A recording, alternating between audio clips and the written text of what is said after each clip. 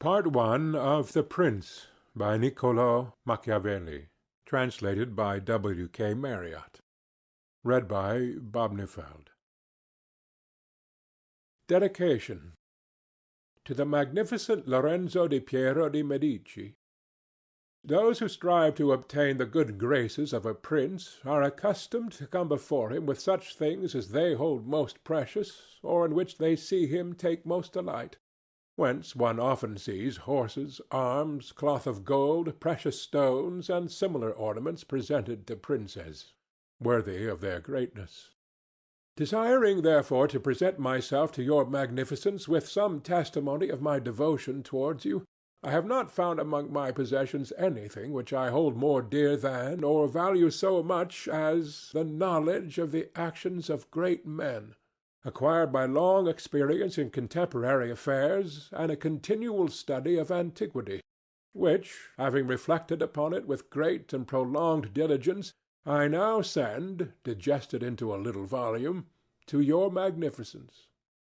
And although I may consider this work unworthy of your countenance, nevertheless I trust much to your benignity that it may be acceptable, seeing that it is not possible for me to make a better gift than to offer you the opportunity of understanding in the shortest time all that I have learnt in so many years, and with so many troubles and dangers, which work I have not embellished with swelling or magnificent words, nor stuffed with rounded periods, nor with any extrinsic allurements or adornments whatever, with which so many are accustomed to embellish their works.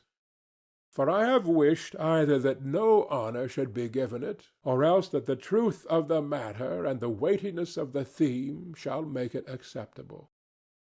Nor do I hold with those who regard it as a presumption if a man of low and humble condition dare to discuss and settle the concerns of princes, because, just as those who draw landscapes place themselves below in the plain to contemplate the nature of the mountains and of lofty places, and in order to contemplate the plains place themselves upon high mountains, even so to understand the nature of the people it needs to be a prince, and to understand that of princes it needs to be of the people. Take, then, your magnificence, this little gift in the spirit in which I send it, wherein, if it be diligently read and considered by you, you will learn my extreme desire that you should attain that greatness which fortune and your other attributes promise. And if your magnificence, from the summit of your greatness, will sometimes turn your eyes to these lower regions, you will see how unmeritedly I suffer a great and continued malignity of fortune. Chapter 1. How many kinds of principalities there are, and by what means they are acquired. All states, all powers that have held and hold rule over men have been and are either republics or principalities. Principalities are either hereditary, in which the family has been long established, or they are new. The new are either entirely new, as was Milan to Francesco Sforza, or they are, as it were, members annexed to the hereditary state of the prince who has acquired them, as was the kingdom of Naples to that of the king of Spain. Such dominions thus acquired are either accustomed to live under a prince or to live in freedom, and are acquired either by the arms of the prince himself or of others, or else by fortune or by ability.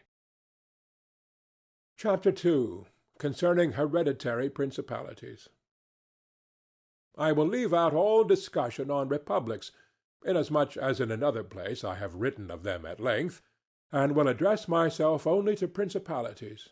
In doing so, I will keep to the order indicated above, and discuss how such principalities are to be ruled and preserved.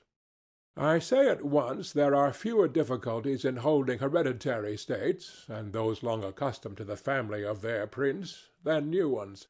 For it is sufficient only not to transgress the customs of his ancestors, and to deal prudently with circumstances as they arise, for a prince of average powers to maintain himself in his state, unless he be deprived of it by some extraordinary or excessive force, and if he should be so deprived of it, whenever anything sinister happens to the usurper, he will regain it.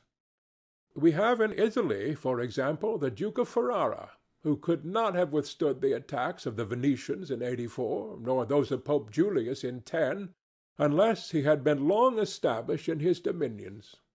For the hereditary prince has less cause and less necessity to offend. Hence it happens that he will be more loved, and unless extraordinary vices cause him to be hated, it is reasonable to expect that his subjects will be naturally well disposed towards him, and in the antiquity and duration of his rule the memories and motives that make for change are lost, for one change always leaves the toothing for another. Chapter 3. Concerning mixed principalities. But the difficulties occur in a new principality. And firstly, if it be not entirely new, but is, as it were, a member of a state which, taken collectively, may be called composite, the changes arise chiefly from an inherent difficulty which there is in all new principalities. For men change their rulers willingly, hoping to better themselves, and this hope induces them to take up arms against him who rules, wherein they are deceived, because they afterwards find by experience they have gone from bad to worse. This follows also on another natural and common necessity, which always causes a new prince to burden those who have submitted to him with his soldiery and with infinite other hardships, which he must put upon his new acquisition. In this way you have enemies in all those whom you have injured in seizing that principality, and you are not able to keep those friends who put you there, because of your not being able to satisfy them in the way they expected, and you cannot take strong measures against them, feeling bound to them. For although one may be very strong in armed forces, yet in entering a province one has always need of the good-will of the natives. For these reasons Louis XII, King of France, quickly occupied Milan and as quickly lost it. And to turn him out the first time, it only needed Lodovico's own forces, because those who had opened the gates to him, finding themselves deceived in their hopes of future benefit, would not endure the ill treatment of the new prince. It is very true that, after acquiring rebellious provinces a second time, they are not so lightly lost afterwards, because the prince, with little reluctance, takes the opportunity of the rebellion to punish the delinquents, to clear out the suspects, and to strengthen himself in the weakest places. Thus, to cause France to lose Milan the first time, it was enough for the Duke Lodovico to raise insurrections on the borders. But to cause him to lose it a second time, it was necessary to bring the whole world against him, and that his armies should be defeated and driven out of Italy, which followed from the causes above mentioned. Nevertheless, Milan was taken from France both the first and the second time. The general reasons for the first have been discussed. It remains to name those for the second, and to see what resources he had, and what any one in his situation would have had, for maintaining himself most securely in his acquisition than did the King of France. Now, I say that those dominions which, when acquired, are added to an ancient state by him who acquires them, are either of the same country and language, or they are not. When they are, it is easier to hold them, especially when they have not been accustomed to self-government. And to hold them securely, it is enough to have destroyed the family of the prince who was ruling them, because the two peoples, preserving in other things the old conditions, and not being unlike in customs, will live quietly together, as one has seen in Brittany, Burgundy, Gascony, and Normandy, which have been bound to France for so long a time. And although there may be some difference in language, nevertheless the customs are alike, and the people will easily be able to get on amongst themselves. He who has annexed them, if he wishes to hold them, has only to bear in mind two considerations. The one, that the family of their former lord is extinguished; the other, that neither their laws nor their taxes are altered, so that in a very short time they will become entirely one body with the old principality. But when states are acquired in a country differing in language, customs, or laws, there are difficulties, and good fortune and great energy are needed to hold them.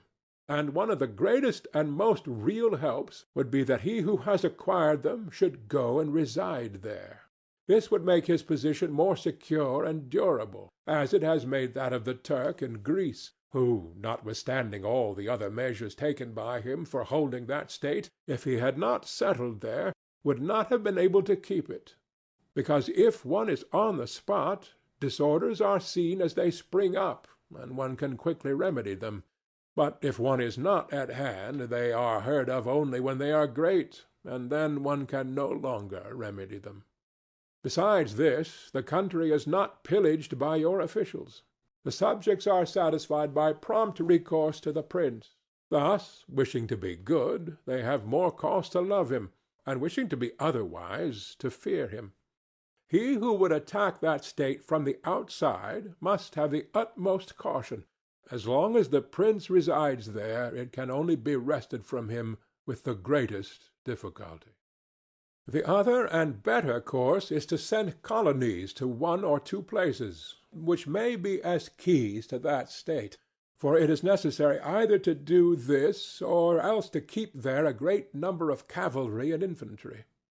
A prince does not spend much on colonies, for with little or no expense he can send them out and keep them there, and he offends a minority only of the citizens from whom he takes lands and houses to give them to the new inhabitants, and those whom he offends, remaining poor and scattered, are never able to injure him, whilst the rest, being uninjured, are easily kept quiet, and at the same time are anxious not to err for fear it should happen to them as it has to those who have been despoiled. In conclusion, I say that these colonies are not costly. They are more faithful, they injure less, and the injured, as has been said, being poor and scattered, cannot hurt. Upon this one has to remark that men ought either to be well treated or crushed, because they can avenge themselves of lighter injuries, of more serious ones they cannot.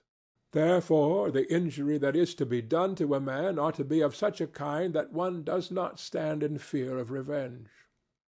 But in maintaining armed men there in place of colonies, one spends much more, having to consume on the garrison all the income from the state, so that the acquisition turns into a loss, and many more are exasperated, because the whole state is injured. Through the shifting of the garrison up and down, all become acquainted with hardship, and all become hostile, and they are enemies who, whilst beaten on their own ground, are yet able to do hurt. For every reason, therefore, such guards are as useless as a colony is useful. Again, the prince who holds a country differing in the above respects ought to make himself the head and defender of his less powerful neighbors, and to weaken the more powerful amongst them, taking care that no foreigner as powerful as himself shall, by any accident, get a footing there. For it will always happen that such a one will be introduced by those who are discontented, either through excess of ambition or through fear, as one has seen already. The Romans were brought into Greece by the Aetolians, and in every other country where they obtained a footing they were brought in by the inhabitants. And the usual course of affairs is that, as soon as a powerful foreigner enters a country, all the subject states are drawn to them, moved by the hatred which they feel against the ruling power. So that in respect to those subject states he has not to take any trouble to gain them over to himself, for the whole of them quickly rally to the state which he has acquired there. He has only to take care that they do not get hold of too much power and too much authority, and then with his own forces and with their good will he can easily keep down the more powerful of them, so as to remain entire master in the country. And he who does not properly manage this business will soon lose what he has acquired, and whilst he does hold it, he will have endless difficulties and troubles. The Romans, in the countries which they annexed, observed closely these measures. They sent colonies and maintained friendly relations with the minor powers, without increasing their strength. They kept down the greater, and did not allow any strong foreign powers to gain authority. Greece appears to me sufficient for an example. The Achaeans and Aetolians were kept friendly by them. The kingdom of Macedonia was humbled. Antiochus was driven out. Yet the merits of the Achaeans and Aetolians never secured for them permission to increase their power, nor did the persuasions of Philip ever induce the Romans to be his friends without first humbling him, nor did the influence of Antiochus make them agree that he should retain any lordship over the country.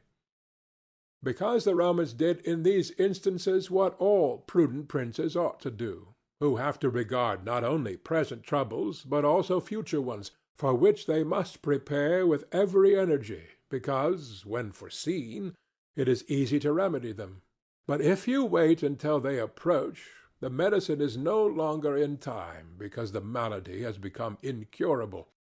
For it happens in this, as the physicians say it happens in hectic fever, that in the beginning of the malady it is easy to cure, but difficult to detect.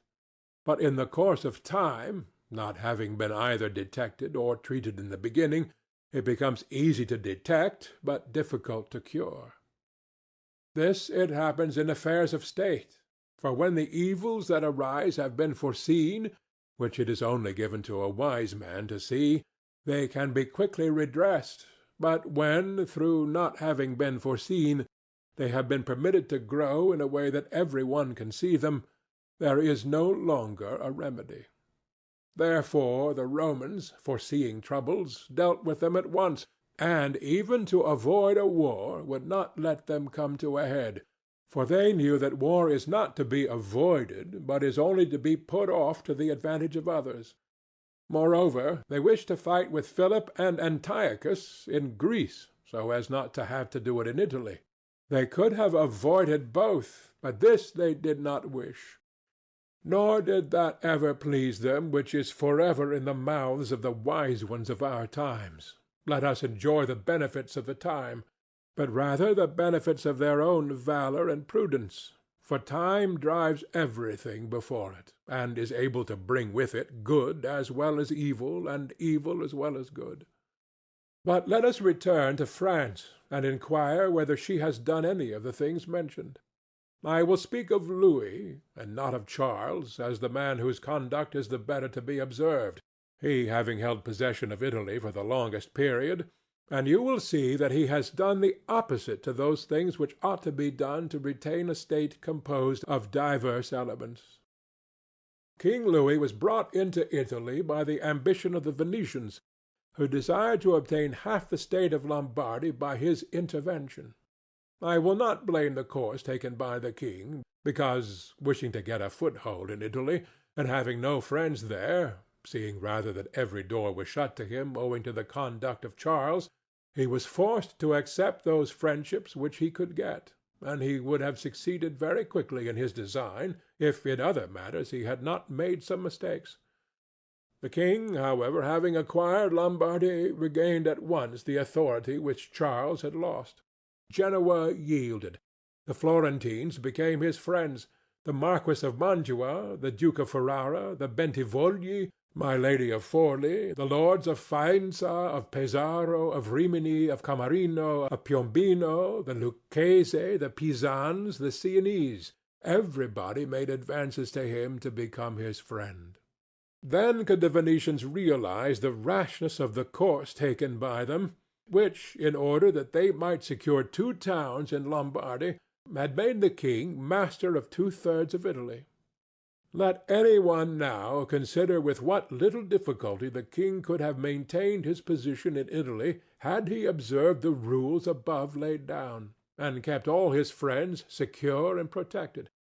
For although they were numerous, they were both weak and timid, some afraid of the church, some of the Venetians, and thus they would always have been forced to stand in with him, and by their means he could easily have made himself secure against those who remained powerful. But he was no sooner in Milan than he did the contrary by assisting Pope Alexander to occupy the Romagna. It never occurred to him that by this action he was weakening himself, depriving himself of friends and of those who had thrown themselves into his lap, whilst he aggrandized the Church by adding much temporal power to the spiritual, thus giving it greater authority. And having committed this prime error, he was obliged to follow it up, so much so that, to put an end to the ambition of Alexander, and to prevent his becoming the master of Tuscany, he was himself forced to come into Italy.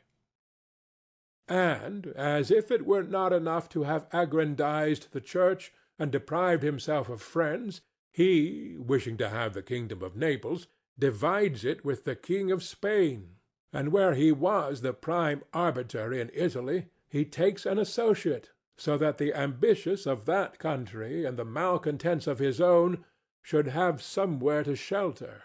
And whereas he could have left in the kingdom his own pensioner as king, he drove him out, to put one there who was able to drive him, Louis, out in turn. The wish to acquire is in truth very natural and common, and men always do so when they can, and for this they will be praised, not blamed. But when they cannot do so, yet wish to do so by any means, then there is folly and blame. Therefore, if France could have attacked Naples with her own forces, she ought to have done so. If she could not, then she ought not to have divided it. And if the partition which she made with the Venetians in Lombardy was justified by the excuse that by it she got a foothold in Italy, the other partition merited blame, for it had not the excuse of that necessity. Therefore Louis made these 5 errors. He destroyed the minor powers. He increased the strength of one of the great powers in Italy. He brought in a foreign power. He did not settle in the country. He did not send colonies. Which errors, had he lived, were not enough to injure him had he not made a 6th, by taking away their dominions from the Venetians. Because, had he not aggrandized the Church, nor brought Spain into Italy, it would have been very reasonable and necessary to humble them. But having first taken these steps, he ought never to have consented to their ruin, for they, being powerful, would always have kept off others from designs on Lombardy, to which the Venetians would never have consented, except to become masters themselves there. Also because the others would not wish to take Lombardy from France in order to give it to the Venetians, and to run counter to both they would not have had the courage. And if any one should say, King Louis yielded the Romagna to Alexander and the kingdom to Spain to avoid war, I answer, for the reasons given above, that a blunder ought never to be perpetrated to avoid war, because it is not to be avoided, but is only deferred, to your disadvantage. And if another should allege the pledge which the king had given to the Pope, that he would assist him in the enterprise in exchange for the dissolution of his marriage and for the cap to Rouen, to that I reply what I shall write later on concerning the faith of princes and how it ought to be kept. Thus King Louis lost Lombardy by not having followed any of the conditions observed by those who have taken possession of countries and wish to retain them. Nor is there any miracle in this, but much that is reasonable and quite natural. And on these matters I spoke at Nantes with Rouen, when Valentino, as Cesare Borgia, the son of Pope Alexander, was usually called, occupied the Romagna, and on Cardinal Rouen observing to me that the Italians did not understand war, I replied to him that the French did not understand statecraft, meaning that otherwise they would not have allowed the Church to reach such greatness. And in fact it has been seen that the greatness of the Church and of Spain in Italy has been caused by France, and her ruin may be attributed to them.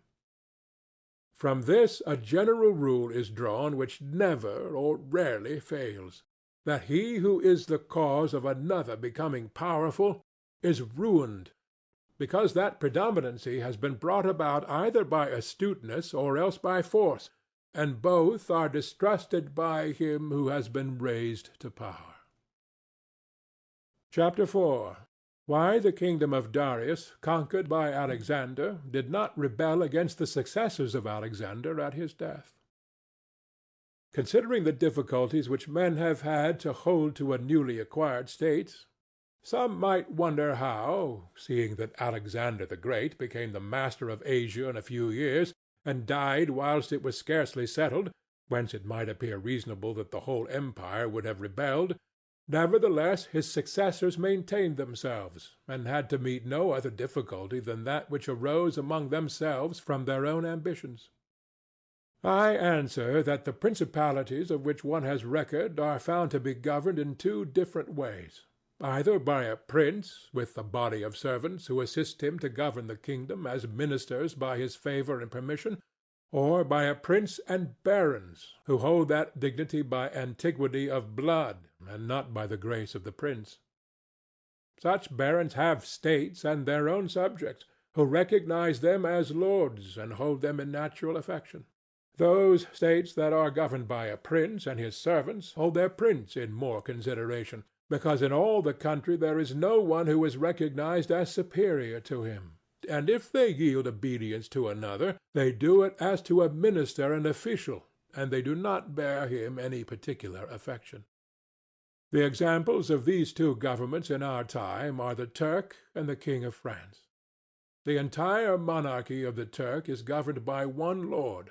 The others are his servants, and dividing his kingdom into sanjaks, he sends there different administrators, and shifts and changes them as he chooses. But the King of France is placed in the midst of an ancient body of lords, acknowledged by their own subjects and beloved by them. They have their own prerogatives, nor can the king take them away except at his peril. Therefore, he who considers both of these states will recognize great difficulties in seizing the state of the Turk, but, once it is conquered, great ease in holding it. The causes of the difficulties in seizing the kingdom of the Turk are that the usurper cannot be called in by the princes of the kingdom, nor can he hope to be assisted in his designs by the revolt of those whom the Lord has around him. This arises from the reasons given above. For his ministers, being all slaves and bondmen, can only be corrupted with great difficulty, and one can expect little advantage from them when they have been corrupted, as they cannot carry the people with them, for the reasons assigned. Hence, he who attacks the Turk must bear in mind that he will find him united, and he will have to rely more on his own strength than on the revolt of others. But if once the Turk has been conquered, and routed in the field in such a way that he cannot replace his armies, there is nothing to fear but the family of this prince, and this being exterminated, there remains no one to fear, the others having no credit with the people. And as the conqueror did not rely on them before his victory, so he ought not to fear them after it. The contrary happens in kingdoms governed like that of France, because one can easily enter there by gaining over some baron of the kingdom, for one always finds malcontents and such as desire a change. Such men, for the reasons given, can open the way into the state and render the victory easy. But if you wish to hold it afterwards, you meet with infinite difficulties, both from those who have assisted you and from those you have crushed.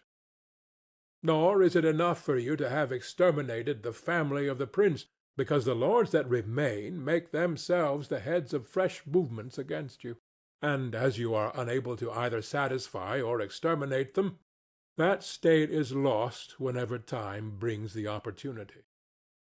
Now, if you will consider what was the nature of the government of Darius, you will find it similar to the kingdom of the Turk, and therefore it was only necessary for Alexander first to overthrow him in the field, and then to take the country from him.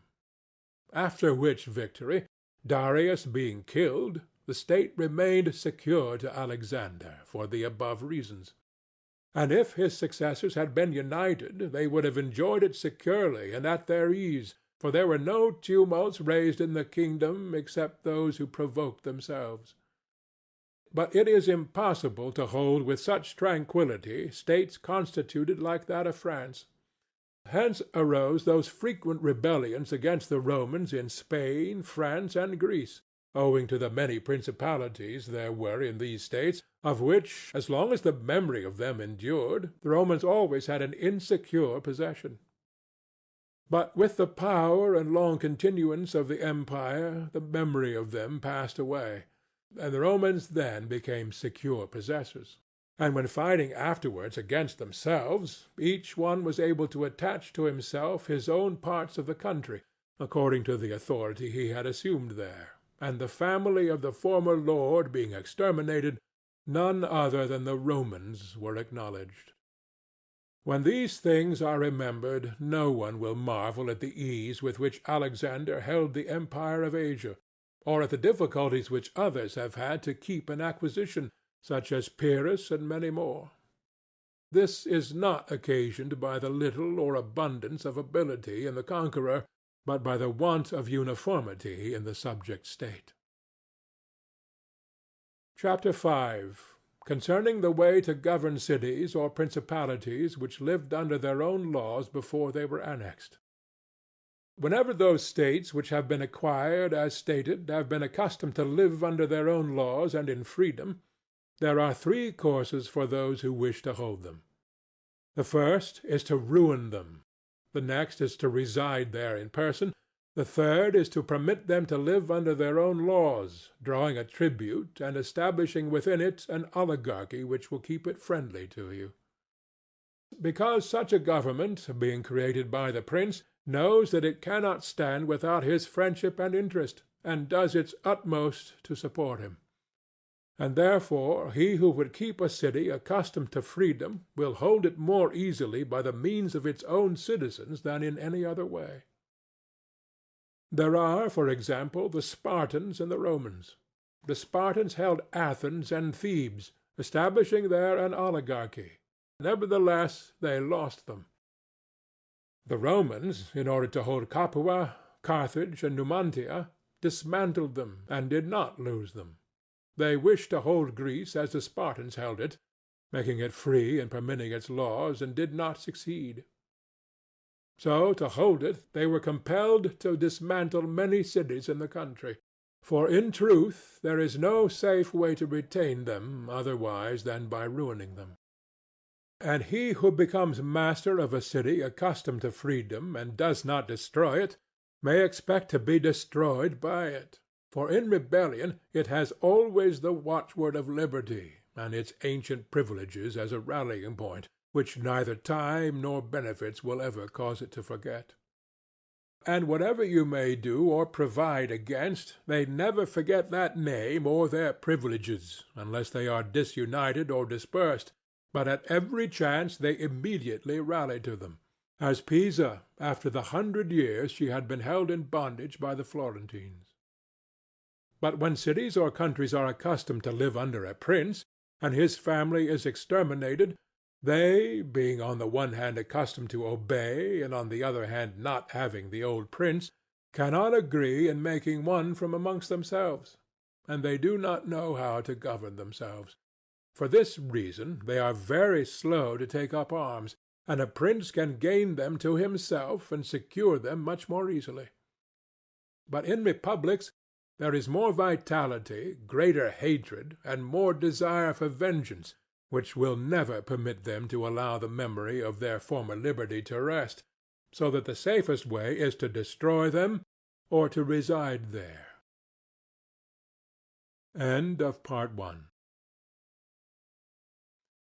Chapter 6. Concerning new principalities which are acquired by one's own armies and ability. Let no one be surprised if, in speaking of entirely new principalities, as I shall do, I adduce the highest examples both of prince and of state, because men, walking almost always in paths beaten by others, and following by imitation their deeds, are yet unable to keep entirely to the ways of others or attain to the power of those they imitate. A wise man ought always to follow the paths beaten by great men, and to imitate those who have been supreme, so that if his ability does not equal theirs, at least it will savor of it. Let him act like the clever archers, who, designing to hit the mark which yet appears too far distant, and knowing the limits to which the strength of their own bow attains, take aim much higher than the mark, not to reach by their strength or arrow to so great a height, but to be able with the aid of so high an aim to hit the mark they wish to reach. I say, therefore, that in entirely new principalities, where there is a new prince, more or less difficulty is found in keeping them, according as there is more or less ability in him who has acquired the state. Now, as the fact of becoming a prince from a private station presupposes either ability or fortune, it is clear that one or other of these things will mitigate in some degree many difficulties. Nevertheless, he who has relied least on fortune is established the strongest. Further, it facilitates matters when the prince, having no other state, is compelled to reside there in person. But to come to those who, by their own ability, and not through fortune, have risen to be princes, I say that Moses, Cyrus, Romulus, Theseus, and such like are the most excellent examples. And although one may not discuss Moses, he having been the mere executor of the will of God, yet he ought to be admired, if only for that favor which made him worthy to speak with God. But in considering Cyrus and others who have acquired or founded kingdoms, all will be found admirable. And if their particular deeds and conduct shall be considered, they will not be found inferior to those of Moses, although he had so great a preceptor. And in examining their actions and lives, one cannot see that they owed anything to fortune beyond opportunity, which brought them the material to mold into the form which seemed best to them. Without that opportunity their powers of mind would have been extinguished, and without those powers the opportunity would have come in vain. It was necessary, therefore, to Moses that he should find the people of Israel in Egypt enslaved and oppressed by the Egyptians, in order that they should be disposed to follow him so as to be delivered out of bondage. It was necessary that Romulus should not remain in Alba, and that he should be abandoned at his birth, in order that he should become king of Rome and founder of the fatherland. It was necessary that Cyrus should find the Persians discontented with the government of the Medes, and the Medes soft and effeminate through their long peace. Theseus could not have shown his ability had he not found the Athenians dispersed. These opportunities, therefore, made these men fortunate, and their high ability enabled them to recognize the opportunity whereby their country was ennobled and made famous. Those who by valorous ways become princes, like these men, acquire a principality with difficulty, but they keep it with ease. The difficulties they have in acquiring it rise in part from the new rules and methods which they are forced to introduce to establish their government and its security. And it ought to be remembered that there is nothing more difficult to take in hand, more perilous to conduct, more uncertain in its success, than to take the lead in the introduction of a new order of things. Because the innovator has for enemies all those who have done well under the old conditions, and lukewarm defenders in those who may do well under the new. This coolness arises partly from the fear of the opponents, who have the laws on their side, and partly from the incredulity of men, who do not readily believe in new things until they have had a long experience of them. Thus it happens that whenever those who are hostile have the opportunity to attack, they do it like partisans, while the others defend lukewarmly, in such wise that the prince is endangered along with them. It is necessary, therefore, if we desire to discuss this matter thoroughly, to inquire whether these innovators can rely on themselves or have to depend on others. That is to say, whether, to consummate their enterprise, have they to use prayers, or can they use force? In the first instance they always succeed badly, and never compass anything. But when they can rely on themselves and use force, then they are rarely endangered. Hence it is that all armed prophets have conquered, and the unarmed ones have been destroyed. Besides the reasons mentioned, the nature of the people is variable, and whilst it is easy to persuade them, it is difficult to fix them in that persuasion. And thus it is necessary to take such measures that, when they believe no longer, it may be possible to make them believe by force. If Moses, Cyrus, Theseus, and Romulus had been unarmed, they could not have enforced their constitutions for long, which happened in our time to Fra Girolamo Savonarola, who was ruined in his new order of things immediately the multitude believed in him no longer, and he had no means of keeping steadfast those who believed, or of making the unbelievers to believe. Therefore such as these have great difficulties in consummating their enterprise, for all their dangers are in the ascent, yet with ability they will overcome them. But when these are overcome, and those who envied them their success are exterminated, they will begin to be respected, and they will continue afterwards powerful, secure, honored, and happy. To these great examples I wish to add a lesser one. Still it bears some resemblance to them, and I wish it to suffice me for all of a like kind. It is Hiero the Syracusan. This man rose from a private station to be Prince of Syracuse, nor did he either owe anything to fortune but opportunity. For the Syracusans, being oppressed, chose him for their captain. Afterwards he was rewarded by being made the prince.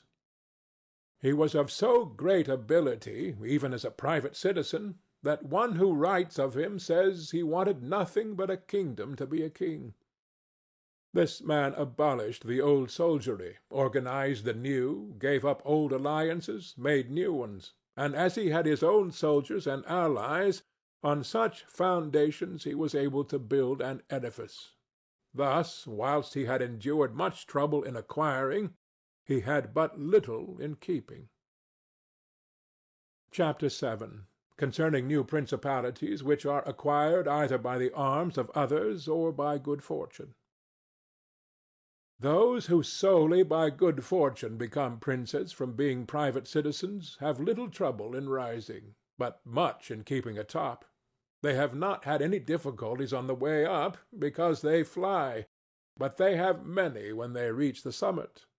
Such are those to whom some state is given either for money or by the favor of him who bestows it, as happened to many in Greece, in the cities of Ionia and of the Hellespont, where princes were made by Darius in order that they might hold the cities both for his security and his glory. As also were those emperors who, by the corruption of the soldiers, from being citizens came to empire. Such stand simply elevated upon the good will and the fortune of him who has elevated them, two most inconstant and unstable things. Neither have they the knowledge requisite for the position, because, unless they were men of great worth and ability, it is not reasonable to expect that they should know how to command, having always lived in a private condition. Besides, they cannot hold it, because they have not forces which they can keep friendly and faithful. States that rise unexpectedly, then, like all other things in nature which are born and grow rapidly, cannot leave their foundations and correspondencies fixed in such a way that the first storm will not overthrow them, unless, as is said, those who unexpectedly become princes are men of so much ability that they know they have to be prepared at once to hold that which fortune has thrown into their laps, and that these foundations, which others have laid before they became princes, they must lay afterwards. Concerning these two methods of rising to be a prince by ability or fortune, I wish to adduce two examples within our own recollection, and these are Francesco Sforza and Cesare Borgia.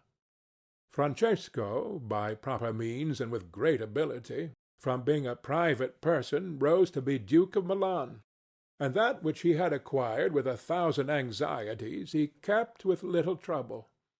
On the other hand, Cesare Borgia, called by the people Duke Valentino, acquired his state during the ascendency of his father, and on its decline he lost it, notwithstanding that he had taken every measure and done all that ought to be done by a wise and able man to fix firmly his roots in the states which the arms and fortunes of others had bestowed on him. Because, as is stated above, he who has not first laid his foundations may be able with great difficulty to lay them afterwards, but they will be laid with trouble to the architect and danger to the building. If, therefore, all the steps taken by the duke be considered, it will be seen that he laid solid foundations for his future power, and I do not consider it superfluous to discuss them, because I do not know what better precepts to give a new prince than the example of his actions, and if his dispositions were of no avail, that was not his fault, but the extraordinary and extreme malignity of fortune. Alexander VI, in wishing to aggrandize the duke, his son, had many immediate and prospective difficulties. Firstly, he did not see his way to make him master of any state that was not a state of the Church. And if he was willing to rob the Church, he knew that the Duke of Milan and the Venetians would not consent, because Faenza and Rimini were already under the protection of the Venetians. Besides this, he saw the arms of Italy, especially those by which he might have been assisted, in hands that would fear the aggrandizement of the Pope, namely the Orsini and the Colonnesi and their following. It behooved him, therefore, to upset this state of affairs and embroil the powers, so as to make himself securely master of part of their states. This was easy for him to do, because he found the Venetians, moved by other reasons, inclined to bring back the French into Italy. He would not only not oppose this, but he would render it more easy by dissolving the former marriage of King Louis. Therefore the king came into Italy with the assistance of the Venetians and the consent of Alexander. He was no sooner in Milan than the Pope had soldiers from him for the attempt on the Romagna, which yielded to him on the reputation of the king. The duke, therefore, having acquired the Romagna and beaten the Colonnesi, while wishing to hold that and to advance further, was hindered by two things. The one, his forces did not appear loyal to him; the other, the good-will of France. That is to say, he feared that the forces of the Orsini, which he was using, would not stand to him, that not only might they hinder him from winning more, but might make themselves seize what he had won, and that the king might also do the same. Of the Orsini he had a warning, when after taking Faenza and attacking Bologna, he saw them go very unwillingly to that attack. And as to the king, he learned his mind when he himself, after taking the duchy of Urbino, attacked Tuscany, and the king made him desist from that undertaking. Hence the duke decided to depend no more upon the arms and the luck of others. For the first time he weakened the Orsini and Colonnesi parties in Rome, by gaining to himself all their adherents who were gentlemen, by making them his gentlemen, giving them good pay, and according to their rank, honoring them with office and command in such a way that in a few months all attachment to the factions was destroyed and turned entirely to the duke.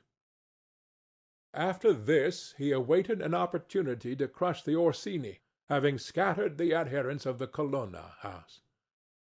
This came to him soon, and he used it well. For the Orsini, perceiving at length that the aggrandizement of the duke and the church was ruin to them, called a meeting of the Magione in Perugia.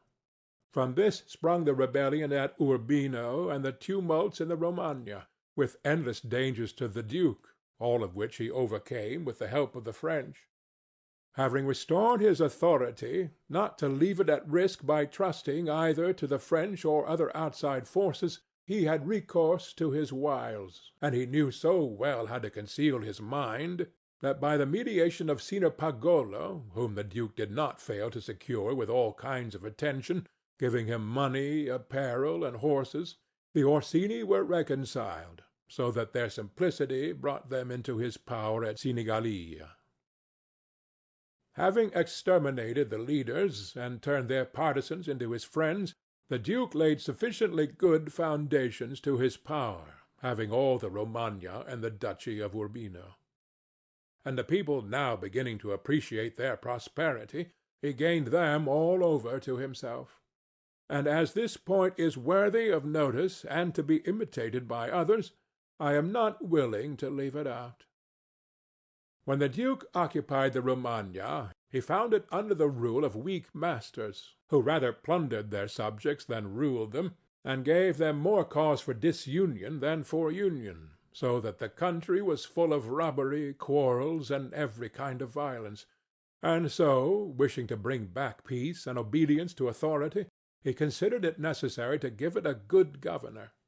Thereupon he promoted Messer Ramiro d'Orca, a swift and cruel man, to whom he gave the fullest power. This man in a short time restored peace and unity with the greatest success. Afterwards the duke considered that it was not advisable to confer such excessive authority, for he had no doubt but that he would become odious. So he set up a court of judgment in the country, under a most excellent president, wherein all cities had their advocates.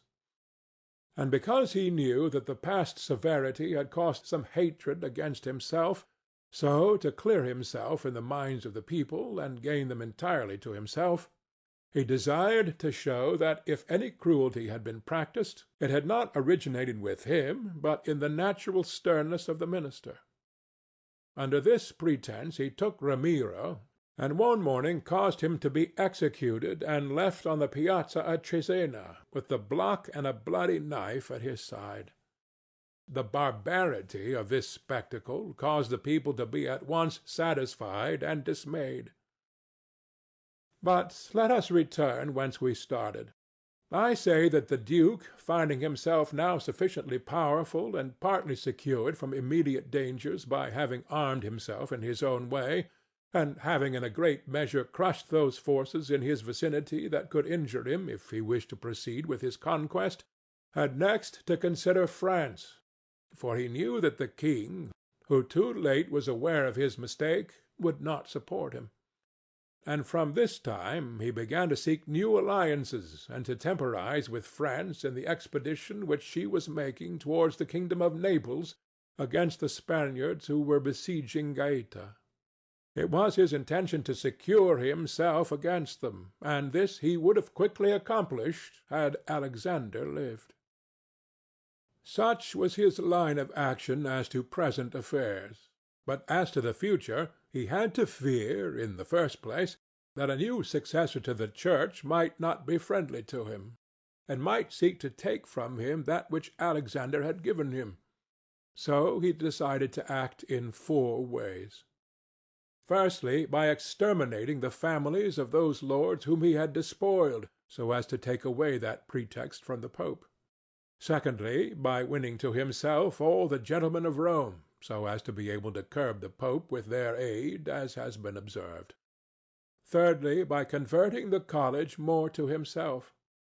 Fourthly, by acquiring so much power before the Pope should die, that he could by his own measures resist the first shock. Of these 4 things, at the death of Alexander he had accomplished 3. For he had killed as many of the dispossessed lords as he could lay hands on, and few had escaped. He had won over the Roman gentlemen, and he had the most numerous party in the college. And as to any fresh acquisition, he intended to become master of Tuscany, for he already possessed Perugia and Piombino, and Pisa was under his protection. And as he had no longer to study France, for the French were already driven out of the kingdom of Naples by the Spaniards, and in this way both were compelled to buy his good will, he pounced down upon Pisa. After this, Lucca and Siena yielded at once, partly through hatred and partly through fear of the Florentines, and the Florentines would have had no remedy had he continued to prosper as he was prospering the year that Alexander died, for he had acquired so much power and reputation that he would have stood by himself, and no longer have depended on the luck and forces of others, but solely on his own power and ability. But Alexander died 5 years after he had first drawn the sword. He left the duke with the state of Romagna alone consolidated, with the rest in the air, between two most powerful hostile armies, and sick unto death.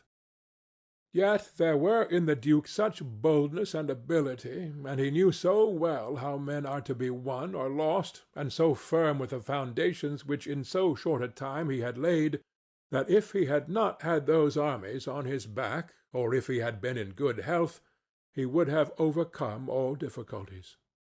And it is seen that his foundations were good, for the Romagna awaited him for more than a month. In Rome, although but half alive, he remained secure, and whilst the Baglioni, the Vitelli, and the Orsini might come to Rome, they could not effect anything against him. If he could not have made pope him whom he wished, at least the one whom he did not wish would not have been elected. But if he had been in sound health at the death of Alexander, everything would have been different to him. On the day that Julius II was elected, he told me that he had thought of everything that might occur at the death of his father, and had provided a remedy for all, except that he had never anticipated that, when the death did happen, he himself would be on the point to die. When all the actions of the duke are recalled, I do not know how to blame him, but rather it appears to be, as I have said, that I ought to offer him for imitation to all those who, by the fortune or the arms of others, are raised to government. Because he, having a lofty spirit and far-reaching aims, could not have regulated his conduct otherwise, and only the shortness of the life of Alexander and his own sickness frustrated his designs.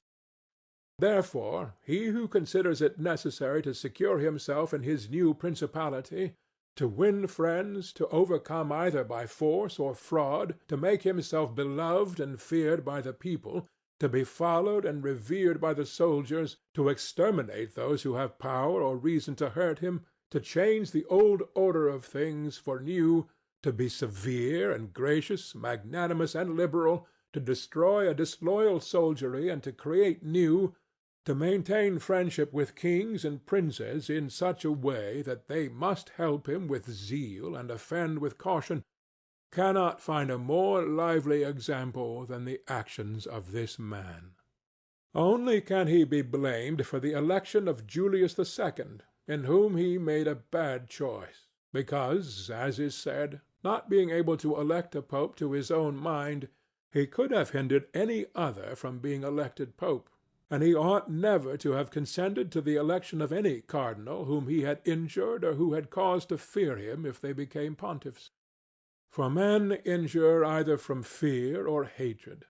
Those whom he had injured, amongst others, were San Pietro ad Vincula, Colonna, San Giorgio, and Ascanio. The rest, in becoming pope, had to fear him, Rouen and the Spaniards excepted. The latter from their relationship and obligations, the former from his influence, the kingdom of France having relations with him. Therefore, above everything, the duke ought to have created a Spaniard pope, and failing him, he ought to have consented to Rouen and not San Pietro ad Vincula. He who believes that new benefits will cause great personages to forget old injuries is deceived. Therefore the duke erred in his choice, and it was the cause of his ultimate ruin. Chapter 8. Concerning those who have obtained a principality by wickedness. Although a prince may rise from a private station in 2 years, neither of which can be entirely attributed to fortune or genius, yet it is manifest to me that I must not be silent on them, although one could be more copiously treated when I discuss republics.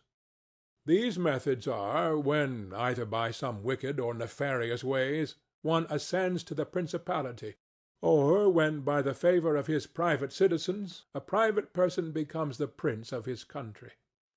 And speaking of the first method, it will be illustrated by 2 examples, one ancient, the other modern, and without entering further into the subject, I consider these 2 examples will suffice those who may be compelled to follow them. Agathocles, the Sicilian, became king of Syracuse, not only from a private, but from a low and abject position. This man, the son of a potter, through all the changes in his fortunes always led an infamous life.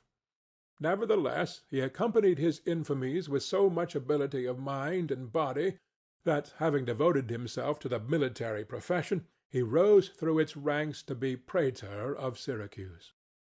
Being established in that position, and having deliberately resolved to make himself prince, and to seize by violence, without obligation to others, that which had been conceded to him by assent, he came to an understanding for this purpose with Hamilcar the Carthaginian, who, with his army, was fighting in Sicily. One morning he assembled the people and the senate of Syracuse, as if he had to discuss with them things relating to the republic, and at a given signal the soldiers killed all the senators and the richest of the people. These dead, he seized and held the princedom of that city without any civil commotion. And although he was twice routed by the Carthaginians, and ultimately besieged, yet not only was he able to defend his city, but leaving part of his men for its defense, with the others he attacked Africa, and in a short time raised the siege of Syracuse. The Carthaginians, reduced to extreme necessity, were compelled to come to terms with Agathocles, and, leaving Sicily to him, had to be content with the possession of Africa. Therefore, he who considers the actions and the genius of this man will see nothing, or little, which can be attributed to fortune, inasmuch as he attained preeminence, as is shown above, not by the favor of any one, but step by step in the military profession, which steps were gained with 1,000 troubles and perils, and were afterwards boldly held by him with many hazardous dangers. Yet it cannot be called talent to slay fellow-citizens, to deceive friends, to be without faith, without mercy, without religion. Such methods may gain empire, but not glory. Still, if the courage of Agathocles in entering into and extricating himself from dangers be considered, together with his greatness of mind in enduring and overcoming hardships, it cannot be seen why he should be esteemed less than the most notable captain. Nevertheless, his barbarous cruelty and inhumanity, with infinite wickedness, do not permit him to be celebrated among the most excellent men. What he achieved cannot be attributed either to fortune or genius. In our times, during the rule of Alexander VI, Oliverotto da Fermo, having been left an orphan many years before, was brought up by his maternal uncle, Giovanni Fogliani, and in the early days of his youth sent to fight under Pagolo Vitelli, that being trained under his discipline he might attain some high position in the military profession. After Pagolo died, he fought under his brother Vitellozzo, and in a very short time, being endowed with wit and a vigorous body and mind, he became the first man in his profession. But it appearing a paltry thing to serve under others, he resolved, with the aid of some citizens of Fermo, to whom the slavery of their country was dearer than its liberty, and with the help of Vitelleschi, to seize Fermo. So he wrote to Giovanni Fogliani that, having been away from home for many years, he wished to visit him and his city, and in some measure to look upon his patrimony. And although he had not labored to acquire anything except honor, yet, in order that the citizens should see he had not spent his time in vain, he desired to come honorably, so would be accompanied by 100 horsemen, his friends and retainers. And he entreated Giovanni to arrange that he should be received honorably by the Fermians, all of which would not be only to his honor, but also to that of Giovanni himself, who had brought him up. Giovanni therefore did not fail in any attention due to his nephew, and he caused him to be honorably received by the Fermians, and he lodged him in his own house, where, having passed some days, and having arranged what was necessary for his wicked designs, Oliverotto gave a solemn banquet, to which he invited Giovanni Fogliani and the chiefs of Fermo. When the viands and all the other entertainments that are usual in such banquets were finished, Oliverotto artfully began certain grave discourses, speaking of the greatness of Pope Alexander and his son Cesare, and of their enterprises, to which discourse Giovanni and others answered.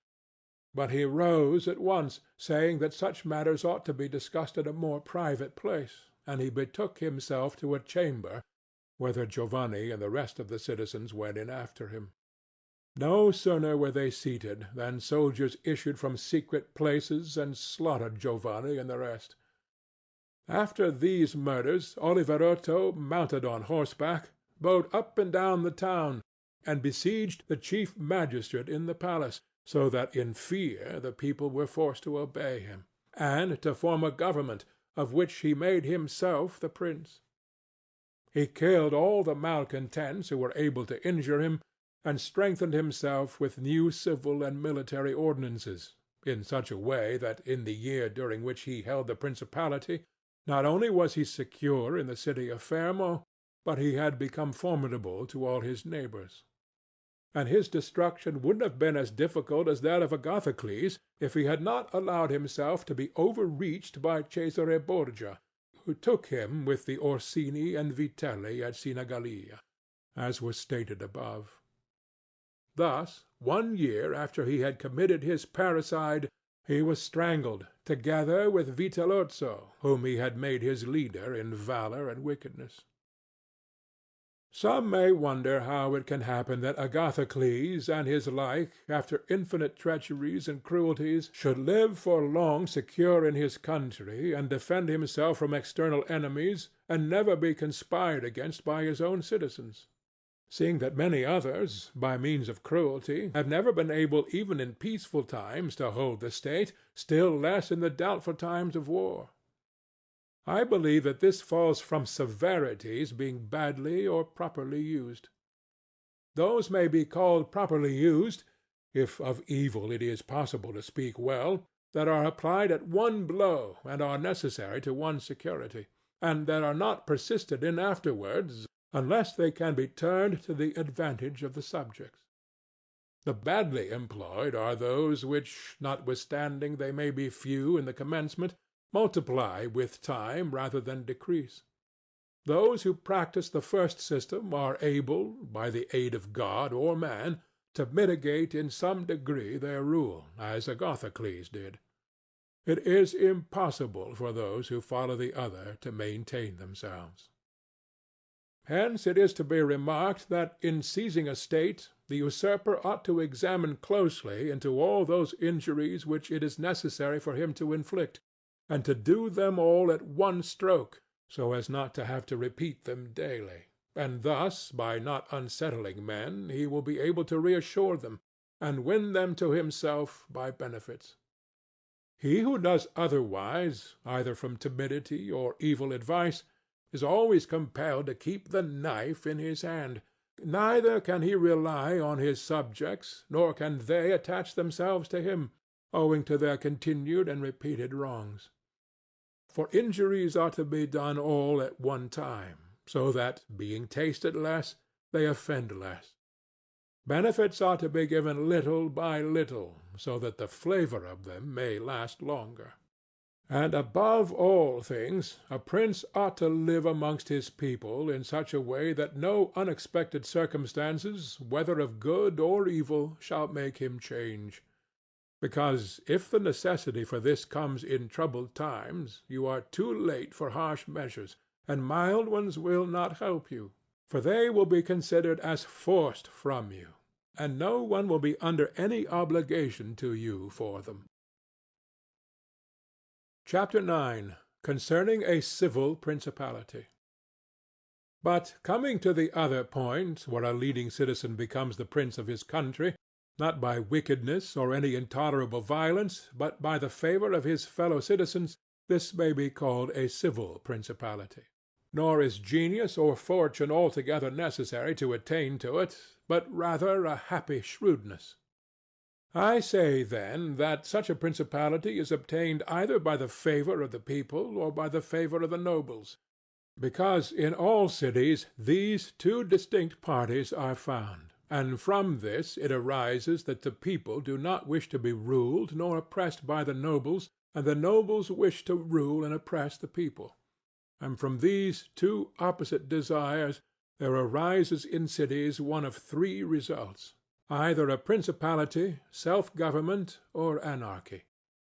A principality is created either by the people or by the nobles, accordingly as one or other of them has the opportunity. For the nobles, seeing they cannot withstand the people, begin to cry up the reputation of one of themselves, and they make him a prince, so that under his shadow they can give vent to their ambitions. The people, finding they cannot resist the nobles, also cry up the reputation of one of themselves, and make him a prince, so as to be defended by his authority. He who obtains sovereignty by the assistance of the nobles maintains himself with more difficulty than he who comes to it by the aid of the people, because the former finds himself with many around him who consider themselves his equals, and because of this he can neither rule nor manage them to his liking. But he who reaches sovereignty by the popular favor finds himself alone, and has none around him, or few, who are not prepared to obey him. Besides this, one cannot by fair dealing and without injury to others satisfy the nobles, but you can satisfy the people. For their object is more righteous than that of the nobles, the latter wishing to oppress, while the former only desire not to be oppressed. It is to be added also that a prince can never secure himself against a hostile people, because of their being too many, whilst from the nobles he can secure himself, as they are few in number. The worst that a prince may expect from a hostile people is to be abandoned by them. But from hostile nobles he has not only to fear abandonment, but also that they will rise against him, for they, being in these affairs more far-seeing and astute, always come forward in time to save themselves, and to obtain favors from him who they expect to prevail. Further, the prince is compelled to live always with the same people, but he can do well without the same nobles, being able to make and unmake them daily, and to give or take away authority when it pleases him. Therefore, to make this point clearer, I say that the nobles ought to be looked at mainly in two ways. That is to say, they either shape their course in such a way as binds them entirely to your fortune, or they do not. Those who so bind themselves and are not rapacious ought to be honored and loved. Those who do not bind themselves may be dealt with in two ways. They may fail to do this through pusillanimity and a natural want of courage, in which case you ought to make use of them, especially of those who are of good counsel, and thus whilst in prosperity you honor them, and in adversity you do not have to fear them. But when for their own ambitious ends they shun binding themselves, it is a token that they are giving more thought to themselves than to you, and a prince ought to guard against such, and to fear them as if they were open enemies, because in adversity they always help to ruin him. Therefore, one who becomes a prince to the favor of the people ought to keep them friendly, and this he can easily do, seeing that they only ask not to be oppressed by him. But one who, in opposition to the people, becomes a prince by the favor of the nobles, ought, above everything, to seek to win the people over to himself, and this he may easily do if he takes them under his protection. Because men, when they receive good from him of whom they were expecting evil, are bound more closely to their benefactor. Thus the people quickly become more devoted to him than if he had been raised to the principality by their favors, and the prince can win their affections in many ways, but as these vary according to the circumstances, one cannot give fixed rules, so I omit them. But, I repeat, it is necessary for a prince to have the people friendly, otherwise he has no security in adversity. Nabis, prince of the Spartans, sustained the attack of all Greece and of a victorious Roman army, and against them he defended his country and his government. And for the overcoming of this peril it is not only necessary for him to make himself secure against a few, but this would not have been sufficient had the people been hostile. And do not let any one impugn this statement with the trite proverb that he who builds on the people builds on the mud. For this is true when a private citizen makes a foundation there, and persuades himself that the people will free him when he is oppressed by his enemies or by the magistrates; wherein he would find himself very often deceived, as happened to the Gracchi in Rome, and to Messer Giorgio Scudli in Florence. But granted a prince who has established himself as above, who can command, and is a man of courage, undismayed in adversity, who does not fail in other qualifications, and who, by his resolution and energy, keeps the whole people encouraged, such a one will never find himself deceived in them, and it will be shown that he has laid his foundations well. These principalities are liable to danger when they are passing from the civil to the absolute order of government, for such princes either rule personally or through magistrates. In the latter case their government is weaker and more insecure, because it rests entirely on the good will of those citizens who are raised to the magistracy, and who, especially in troubled times, can destroy the government with great ease, either by intrigue or open defiance, and the prince has not the chance, amid tumults, to exercise absolute authority, because the citizens and subjects, accustomed to receive orders from magistrates, are not of a mind to obey him amid these confusions, and there will always be in doubtful times a scarcity of men whom he can trust. For such a prince cannot rely upon what he observes in quiet times, when citizens have need of the state, because then every one agrees with them, they all promise, and when death is far distant they all wish to die for him. But in troubled times, when the state has need of its citizens, then he finds but few. And so much the more is this experiment dangerous, inasmuch as it can only be tried once.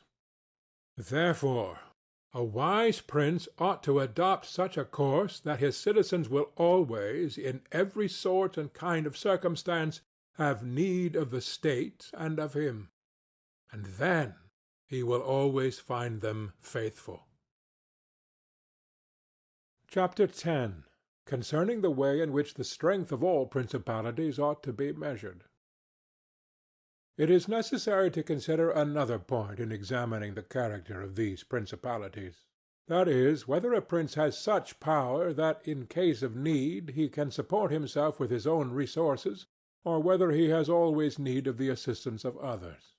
And to make this quite clear, I say that I consider those who are able to support themselves by their own resources, who can, either by abundance of men or money, raise a sufficient army to join battle against any one who comes to attack them; and I consider those always to have need of others who cannot show themselves against the enemy in the field, but are forced to defend themselves by sheltering behind walls.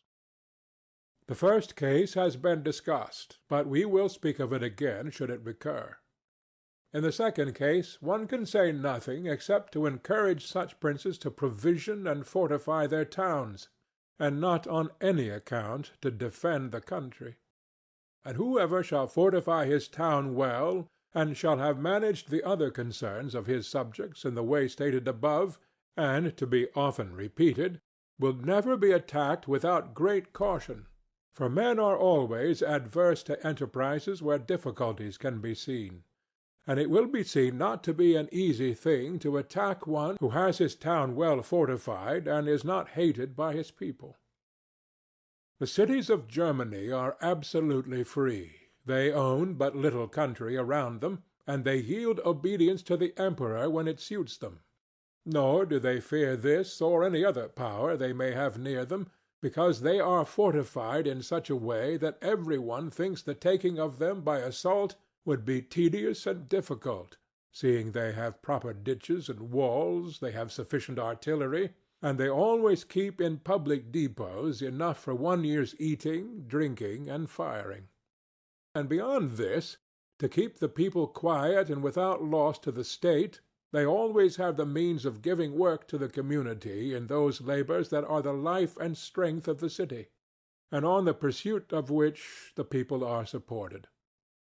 They also hold military exercises in repute, and moreover have many ordinances to uphold them. Therefore a prince who has a strong city and had not made himself odious will not be attacked, or if any one should attack, he will only be driven off with disgrace. Again, because that the affairs of this world are so changeable, it is almost impossible to keep an army a whole year in the field without being interfered with. And whoever should reply, "If the people have property outside the city and see it burnt, they will not remain patient, and the long siege and self-interest will make them forget their prince," to this I answer that a powerful and courageous prince will overcome all such difficulties by giving, at one time, hope to his subjects that the evil will not be for long, at another time fear of the cruelty of the enemy, then preserving himself adroitly from those subjects who seem to him to be too bold. Further, the enemy would naturally on his arrival at once burn and ruin the country, at the time when the spirits of the people are still hot and ready for the defence, and therefore so much the less ought the prince to hesitate, because after a time, when spirits have cooled, the damage is already done, the ills are incurred, and there is no longer any remedy. And therefore they are so much the more ready to unite with their prince, he appearing to be under obligations to them, now that their houses have been burnt and their possessions ruined in his defence. For it is the nature of men to be bound by the benefits they confer as much as by those they receive. Therefore, if everything is well considered, it will not be difficult for the wise prince to keep the minds of his citizens steadfast from first to last, when he does not fail to support and defend them. Chapter 11. Concerning Ecclesiastical Principalities. It only remains now to speak of ecclesiastical principalities, touching which all difficulties are prior to getting possession, because they are acquired either by capacity or good fortune, and they can be held without either. For they are sustained by the ancient ordinances of religion, which are so all-powerful and of such a character that the principalities may be held no matter how their princes behave and live. These princes alone have states and do not defend them, and they have subjects and do not rule them, and the states, although unguarded, are not taken from them, and the subjects, although not ruled, do not care, and they have neither the desire nor the ability to alienate themselves. Such principalities only are secure and happy. But being upheld by powers to which the human mind cannot reach, I shall speak no more of them, because, being exalted and maintained by God, it would be the act of a presumptuous and rash man to discuss them. Nevertheless, if any one should ask of me how comes it that the Church has attained such greatness in temporal power, seeing that from Alexander backwards the Italian potentates, not only those who have been called potentates, but every baron and lord, though the smallest, have valued the temporal power very slightly, yet now a king of France trembles before it, and it has been able to drive him from Italy and to ruin the Venetians, although this may be very manifest, it does not appear to me superfluous to recall it in some measure to memory. Before Charles, king of France, passed into Italy, this country was under the dominion of the Pope, the Venetians, the King of Naples, the Duke of Milan, and the Florentines. These potentates had two principal anxieties: the one, that no foreigner should enter Italy under arms; the other, that none of themselves should seize more territory. Those about whom there was the most anxiety were the Pope and the Venetians. To restrain the Venetians, the union of all the others was necessary, as it was for the defence of Ferrara, and to keep down the Pope they made use of the barons of Rome, who, being divided into two factions, Orsini and Colonnesi, had always a pretext for disorder, and, standing with arms in their hands under the eyes of the pontiff, kept the pontificate weak and powerless.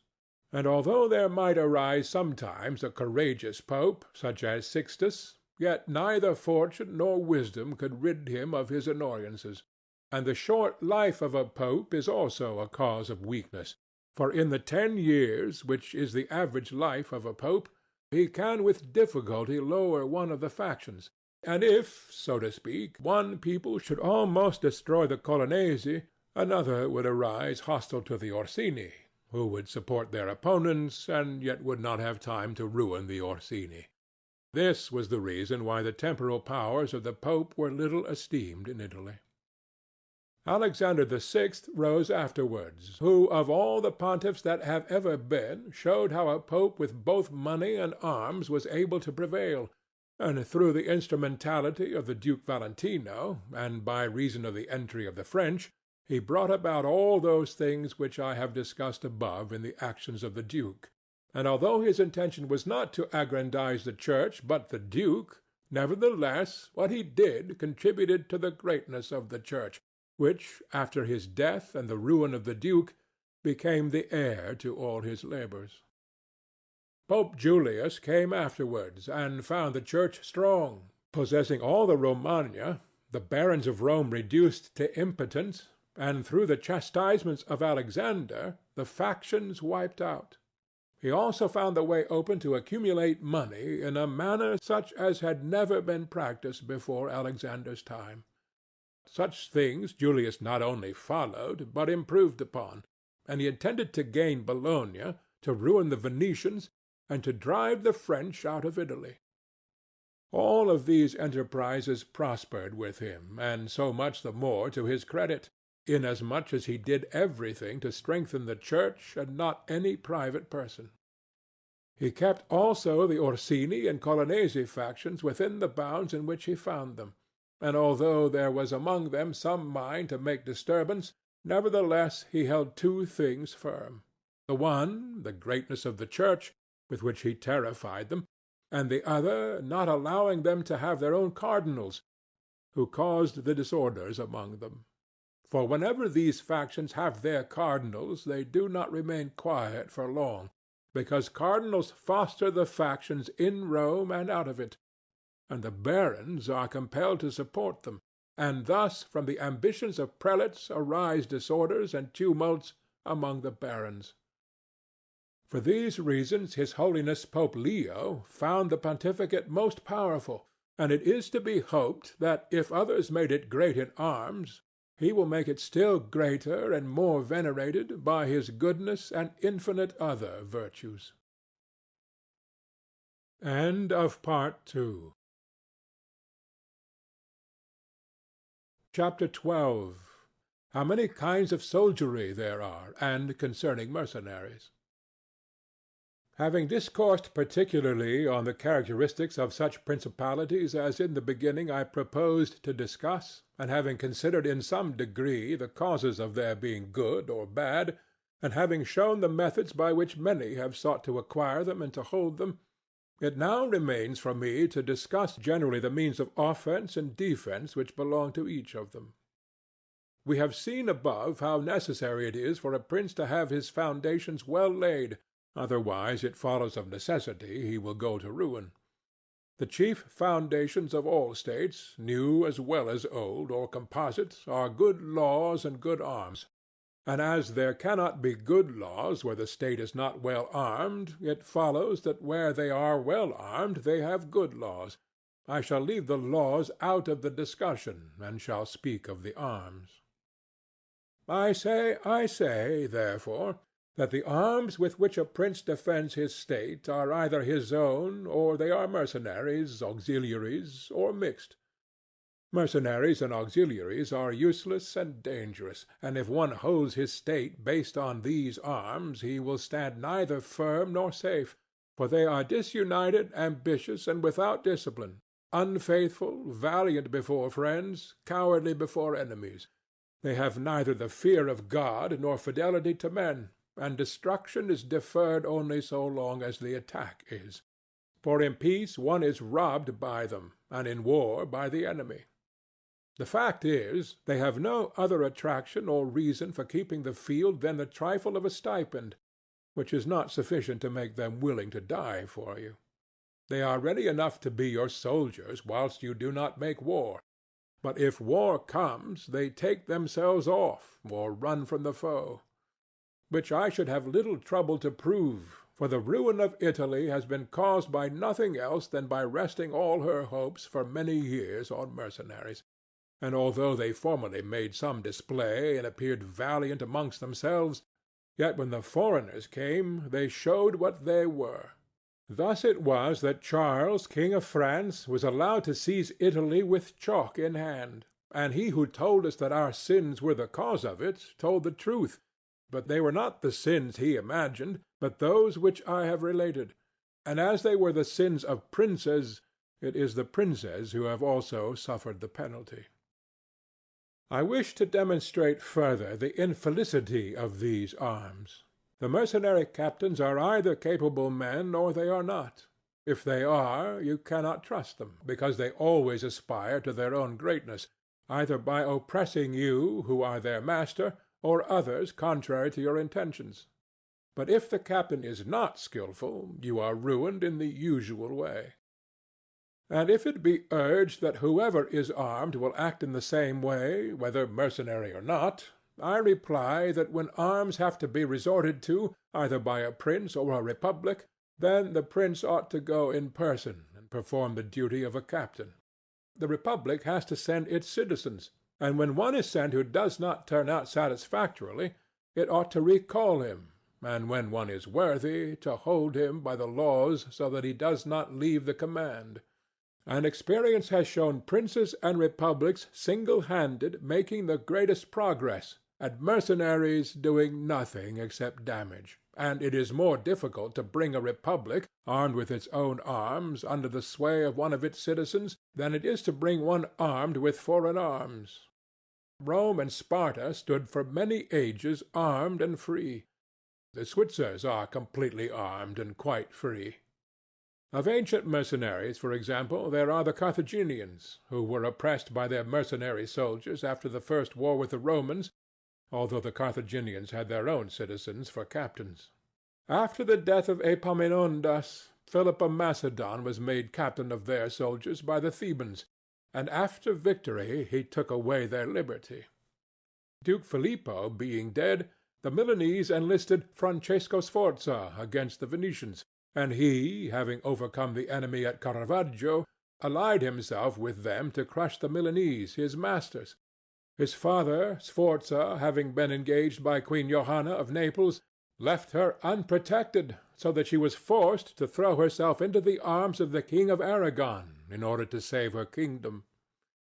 And if the Venetians and Florentines formerly extended their dominions by these arms, and yet their captains did not make themselves princes, but have defended them, I reply that the Florentines in this case have been favored by chance, for of the able captains, of whom they might have stood in fear, some have not conquered, some have been opposed, and others have turned their ambitions elsewhere. One who did not conquer was Giovanni Acuto, and since he did not conquer, his fidelity cannot be proved. But every one will acknowledge that had he conquered, the Florentines would have stood at his discretion. Sforza had the Bracceschi always against him, so they watched each other. Francesco turned his ambition to Lombardy, Braccio against the Church and the kingdom of Naples. But let us come to that which happened a short while ago. The Florentines appointed as their captain Pagolo Vitelli, a most prudent man, who from a private position had risen to the greatest renown.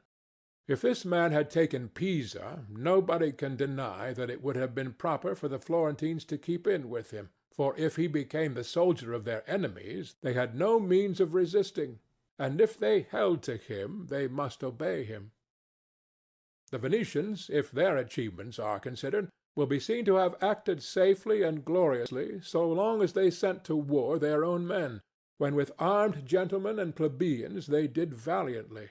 This was before they turned to enterprises on land, but when they began to fight on land, they forsook this virtue and followed the custom of Italy. And in the beginning of their expansion on land, though not having much territory, and because of their great reputation, they had not much to fear from their captains. but when they expanded, as under Carmignuolo, they had a taste of this mistake. For having found him a most valiant man, they beat the Duke of Milan under his leadership, and, on the other hand, knowing how lukewarm he was in the war, they feared they would no longer conquer under him, and for this reason they were not willing, nor were they able, to let him go. And so, not to lose again that which they had acquired, they were compelled, in order to secure themselves, to murder him.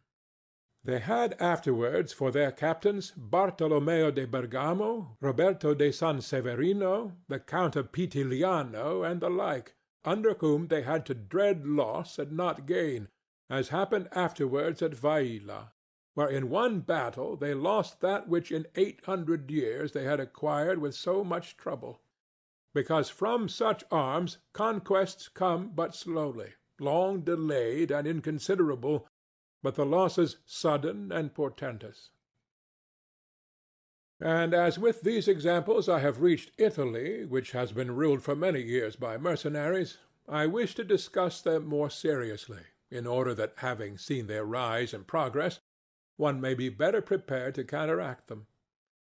You must understand that the empire has recently come to be repudiated in Italy, that the Pope has acquired more temporal power, and that Italy has been divided up into more states, for the reason that many of the great cities took up arms against their nobles, who, formerly favored by the emperor, were oppressing them, whilst the church was favoring them so as to gain authority in temporal power. In many others their citizens became princes. From this it came to pass that Italy fell partly into the hands of the church and of republics, and the church consisting of priests and the republic of citizens unaccustomed to arms, both commenced to enlist foreigners. The first who gave renown to this soldiery was Alberigo da Conio, the Romanian. From the school of this man sprang, among others, Braccio and Sforza, who in their time were the arbiters of Italy. After these came all the other captains who till now have directed the arms of Italy, and the end of all their valor has been that she has been overrun by Charles, robbed by Louis, ravaged by Ferdinand, and insulted by the Switzers. The principle that has guided them has been, first, to lower the credit of infantry so that they might increase their own. They did this because, subsisting on their pay and without territory, they were unable to support many soldiers, and a few infantry did not give them any authority. So they were led to employ cavalry, with a moderate force of which they were maintained and honored. And affairs were brought to such a pass that in an army of 20,000 soldiers there were not to be found 2,000 foot soldiers. They had, besides this, used every art to lessen fatigue and danger to themselves and their soldiers, not killing in the fray, but taking prisoners and liberating without ransom. They did not attack towns at night, nor did the garrisons of the towns attack encampments at night. They did not surround the camp either with stockade or ditch, nor did they campaign in the winter. All these things were permitted by their military rules, and devised by them to avoid, as I have said, both fatigue and dangers. Thus they have brought Italy to slavery and contempt. Chapter 13. Concerning auxiliaries, mixed soldiery, and one's own. Auxiliaries, which are the other useless arm, are employed when a prince is called in with his forces to aid and defend, as was done by Pope Julius in the most recent times. For he, having in the enterprise against Ferrara had poor proof of his mercenaries, turned to auxiliaries, and stipulated with Ferdinand, King of Spain, for his assistance with men and arms.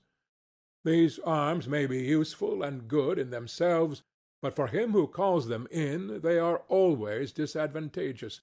For losing, one is undone, and winning, one is their captive. And although ancient histories may be full of examples, I do not wish to leave this recent one of Pope Julius II, the peril of which cannot fail to be perceived. For he, wishing to get Ferrara, threw himself entirely into the hands of the foreigner. But his good fortune brought about a third event, so that he did not reap the fruit of his rash choice. Because, having his auxiliaries routed at Ravenna, and the Switzers having risen and driven out the conquerors, against all expectation, both his and others, it so came to pass that he did not become prisoner to his enemies, they having fled, or to his auxiliaries, he having conquered by other arms than theirs. The Florentines, being entirely without arms, sent 10,000 Frenchmen to take Pisa, whereby they ran more danger than at any other time of their troubles. The Emperor of Constantinople, to oppose his neighbors, sent 10,000 Turks into Greece, who, on the war being finished, were not willing to quit. This was the beginning of the servitude of Greece to the infidels. Therefore let him who has no desire to conquer make use of these arms, for they are much more hazardous than mercenaries, because with them the ruin is ready made. They are all united, all yield obedience to others. But with mercenaries, when they have conquered, more time and better opportunities are needed to injure you. They are not all of one community. They are found and paid by you, and a third party, which you have made in their head, is not able all at once to assume enough authority to injure you. In conclusion, in mercenaries, dastardy is most dangerous; in auxiliaries, valor. The wise prince, therefore, has always avoided these arms, and turned to his own, and has been willing rather to lose with them than to conquer with the others, not deeming that a real victory which is gained with the arms of others. I shall never hesitate to cite Cesare Borgia and his actions. This duke entered the Romagna with auxiliaries, taking there only French soldiers, and with them he captured Imola and Forli. But afterwards, such forces not appearing to him reliable, he turned to mercenaries, discerning less danger in them, and enlisted the Orsini and Vitelli, whom presently, on handling and finding them doubtful, unfaithful, and dangerous, he destroyed and turned to his own men. And the difference between one and the other of these forces can easily be seen when one considers the difference there was in the reputation of the duke when he had the French, when he had the Orsini and Vitelli, and when he relied on his own soldiers, on whose fidelity he could always count, and found it ever increasing. He was never esteemed more highly than when every one saw that he was complete master of his own forces. I was not intending to go beyond Italian and recent examples, but I am unwilling to leave out Hiero, the Syracusan, he being one of those I have named above. This man, as I have said, made head of the army by the Syracusans, soon found out that a mercenary soldiery, constituted like our Italian condottieri, was of no use, and it appeared to him that he would neither keep them nor let them go. He had them all cut to pieces, and afterwards made war with his own forces and not with aliens. I wish also to recall to memory an instance from the Old Testament applicable to the subject. David offered himself to Saul to fight with Goliath, the Philistine champion, and to give him courage, Saul armed him with his own weapons, which David rejected as soon as he had them on his back, saying he would make no use of them, and that he wished to meet the enemy with his sling and his knife. In conclusion, the arms of others either fall from your back, or they weigh you down, or they bind you fast. Charles VII, the father of King Louis XI, having by good fortune and valor liberated France from the English, recognized the necessity of being armed with forces of his own, and he established in his kingdom ordinances concerning men-at-arms and infantry. Afterwards his son, King Louis, abolished the infantry and began to enlist the Switzers, which mistake, followed by others, is, as is now seen, a source of peril to that kingdom, because, having raised the reputation of the Switzers, he has entirely diminished the value of his own arms, for he has destroyed the infantry altogether, and his men-at-arms he has subordinated to others, for, being as they are so accustomed to fight along with Switzers, it does not appear that they can now conquer without them. Hence it arises that the French cannot stand against the Switzers, and without the Switzers they do not come off well against others. The armies of the French have thus become mixed, partly mercenary and partly national, both of which arms together are much better than mercenaries alone or auxiliaries alone, but much inferior to one's own forces. And this example proves it, for the kingdom of France would be unconquerable if the ordinance of Charles had been enlarged or maintained. But the scanty wisdom of man, on entering into an affair which looks well at first, cannot discern the poison that is hidden in it, as I have said before of hectic fevers. Therefore, if he who rules a principality cannot recognize evils until they are upon him, he is not truly wise, and this insight is given to few. And if the first disaster to the Roman Empire should be examined, it will be found to have commenced only with the enlisting of the Goths, because from that time the vigor of the Roman Empire began to decline, and all that valor which had raised it passed away to others. I conclude, therefore, that no principality is secure without having its own forces. On the contrary, it is entirely dependent on good fortune, not having the valor which in adversity would defend it. And it has always been the opinion and judgment of wise men that nothing can be so uncertain or unstable as fame or power not founded on its own strength. And one's own forces are those which are composed either of subjects, citizens, or dependents. All others are mercenaries or auxiliaries. And the way to make ready one's own forces will easily be found if the rules suggested by me shall be reflected upon, and if one will consider how Philip, the father of Alexander the Great, and many republics and princes have armed and organized themselves, to which rules I entirely commit myself. End of Part 3. Chapter 14. That which concerns a prince on the subject of the art of war. A prince ought to have no other aim or thought, nor select anything else for his study, than war and its rules and discipline. For this is the sole art that belongs to him who rules, and it is of such force that it not only upholds those who are born princes, but it often enables men to rise from a private station to that rank.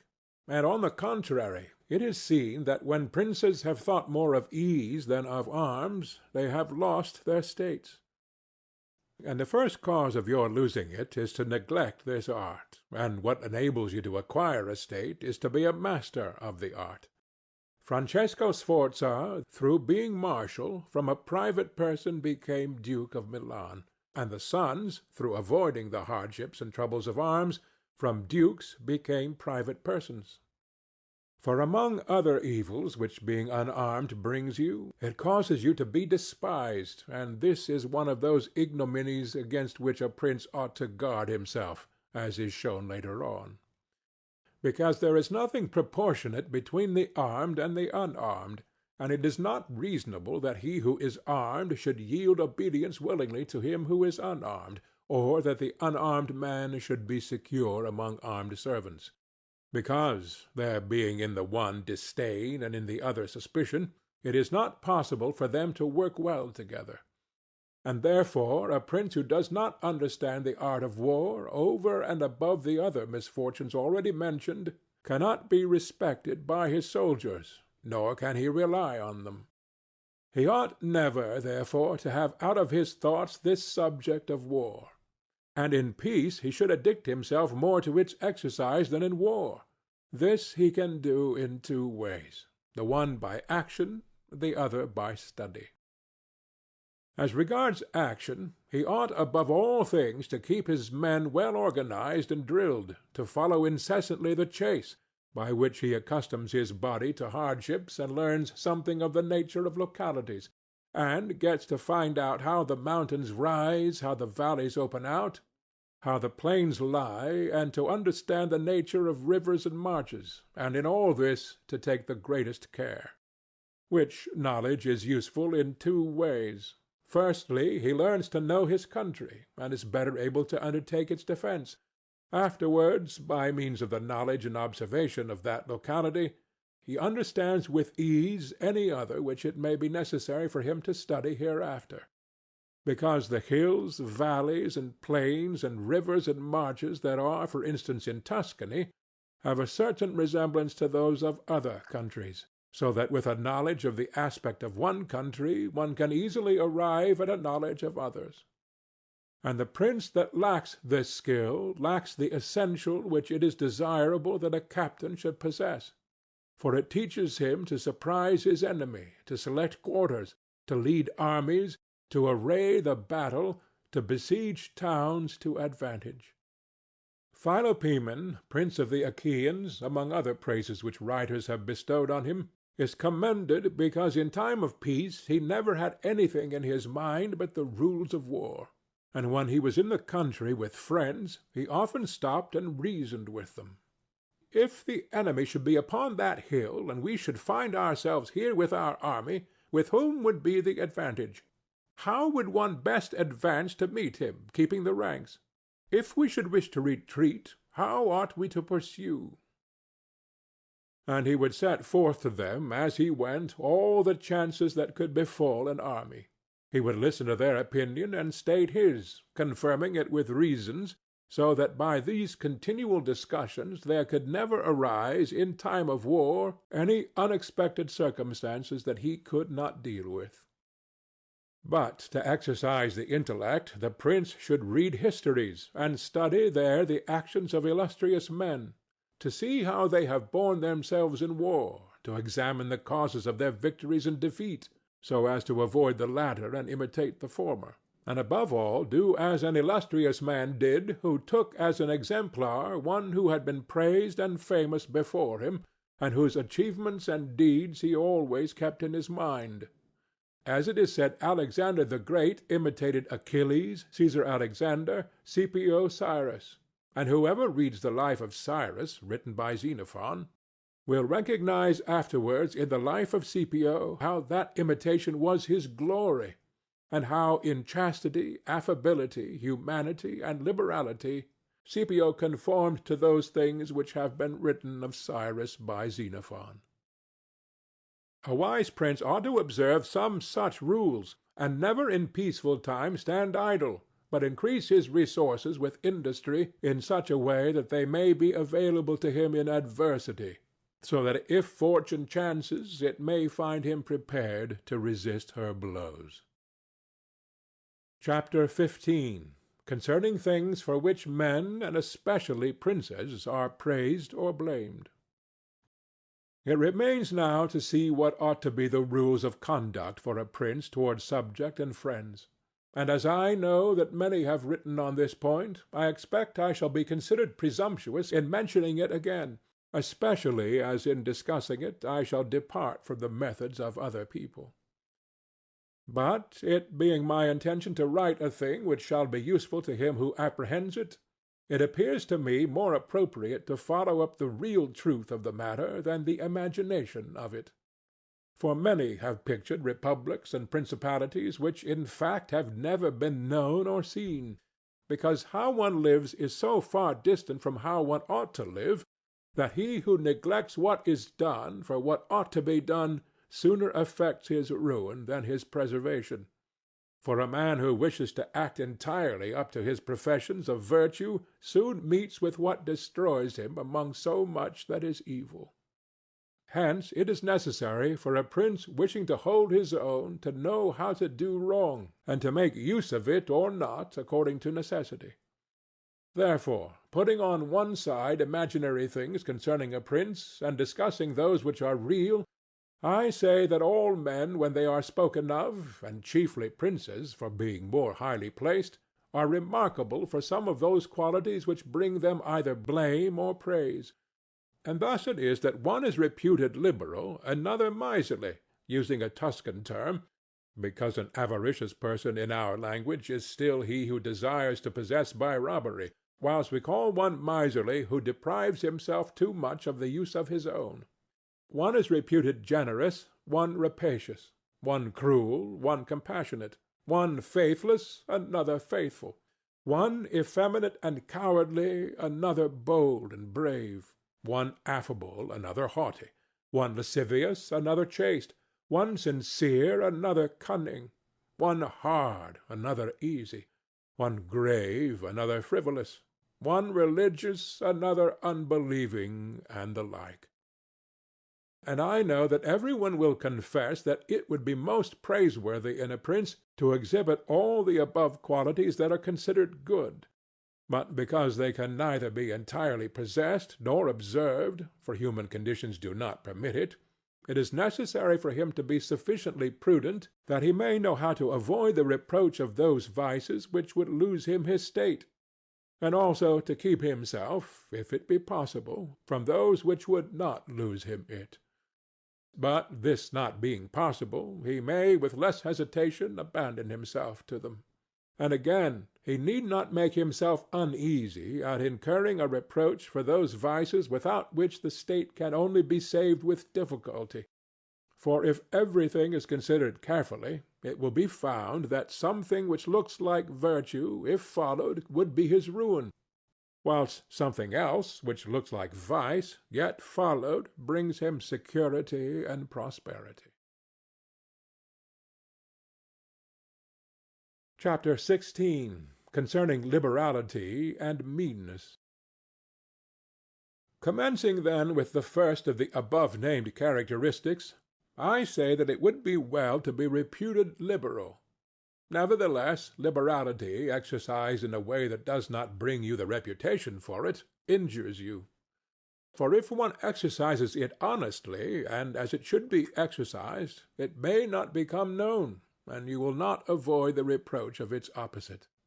Therefore any one wishing to maintain among men the name of liberal is obliged to avoid no attribute of magnificence, so that a prince thus inclined will consume in such acts all his property, and will be compelled in the end, if he wish to maintain the name of liberal, to unduly weigh down his people, and tax them, and do everything he can to get money. This will soon make him odious to his subjects, and becoming poor he will be little valued by any one. Thus with his liberality, having offended many and rewarded few, he is affected by the very first trouble, and imperiled by whatever may be the first danger.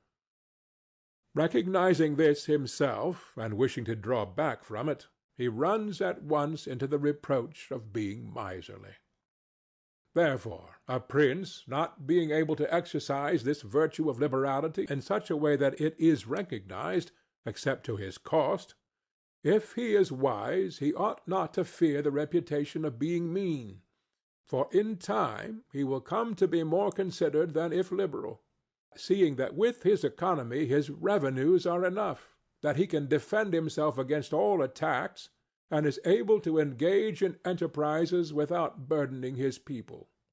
Thus it comes to pass that he exercises liberality towards all from whom he does not take, who are numberless, and meanness towards those to whom he does not give, who are few. We have not seen great things done in our time except by those who have been considered mean. The rest have failed. Pope Julius II was assisted in reaching the papacy by the reputation for liberality, yet he did not strive afterwards to keep it up, when he made war on the King of France. And he made many wars without imposing any extraordinary tax on his subjects, for he supplied his additional expenses out of his own thriftiness. The present King of Spain would not have undertaken or conquered in so many enterprises if he had been reputed liberal. A prince, therefore, provided that he has not to rob his subjects, that he can defend himself, that he does not become poor and abject, that he is not forced to become rapacious, ought to hold of little account a reputation for being mean, for it is one of those vices which will enable him to govern. And if any one should say, Caesar obtained empire by liberality, and many others have reached the highest positions by being liberal, and by being considered so, I answer, either you are a prince in fact, or in a way to become one. In the first case this liberality is dangerous. In the second, it is very necessary to be considered liberal. And Caesar was one of those who wished to become preeminent in Rome. But if he had survived after becoming so, and had not moderated his expenses, he would have destroyed his government. And if any one should reply, "Many have been princes, and have done great things with armies, who have been considered very liberal," I reply, either a prince spends that which is his own, or his subjects', or else that of others. In the first case he ought to be sparing. In the second he ought not to neglect any opportunity for liberality. And the prince who goes forth with his army, supporting it by pillage, sack, and extortion, handling that which belongs to others, this liberality is necessary, otherwise he would not be followed by soldiers. And of that which is neither yours nor your subjects you can be a ready giver, as were Cyrus, Caesar, and Alexander, because it does not take away your reputation if you squander that of others, but adds to it. It is only squandering your own that injures you. And there is nothing wastes so rapidly as liberality, for even whilst you exercise it you lose the power to do so, and so become either poor or despised, or else, in avoiding poverty, rapacious and hated. And a prince should guard himself above all things against being despised and hated, and liberality leads you to both. Therefore it is wiser to have a reputation for meanness which brings reproach without hatred, than to be compelled through seeking a reputation for liberality to incur a name for rapacity which begets reproach with hatred. Chapter 17. Concerning cruelty and clemency, and whether it is better to be loved than feared. Coming now to the other qualities mentioned above, I say that every prince ought to desire to be considered clement and not cruel. Nevertheless, he ought to take care not to misuse this clemency. Cesare Borgia was considered cruel. Notwithstanding, his cruelty reconciled the Romagna, unified it, and restored it to peace and loyalty. And if this be rightly considered, he will be seen to have been much more merciful than the Florentine people, who, to avoid a reputation for cruelty, permitted Pistoia to be destroyed. Therefore a prince, so long as he keeps his subjects united and loyal, ought not to mind the reproach of cruelty, because with a few examples he will be more merciful than those who, through too much mercy, allow disorders to arise, from which follow murders or robberies. For these are wont to injure the whole people, whilst those executions which originate with a prince offend the individual only. And of all princes it is impossible for the new prince to avoid the imputation of cruelty, owing to new states being full of dangers. Hence Virgil, through the mouth of Dido, excuses the inhumanity of her reign owing to its being new, saying, "Nevertheless he ought to be slow to believe and to act, nor should he himself show fear, but proceed in a temperate manner with prudence and humanity, so that too much confidence may not make him incautious, and too much distrust render him intolerable." Upon this a question arises, whether it be better to be loved than feared, or feared than loved. It may be answered that one should wish to be both, but because it is difficult to unite them in one person, it is much safer to be feared than loved, when, of the two, either must be dispensed with. Because this is to be asserted in general of men, that they are ungrateful, fickle, false, cowardly, covetous, and as long as you succeed they are yours entirely. They will offer you their blood, property, life, and children, as is said above, when the need is far distant, but when it approaches they turn against you.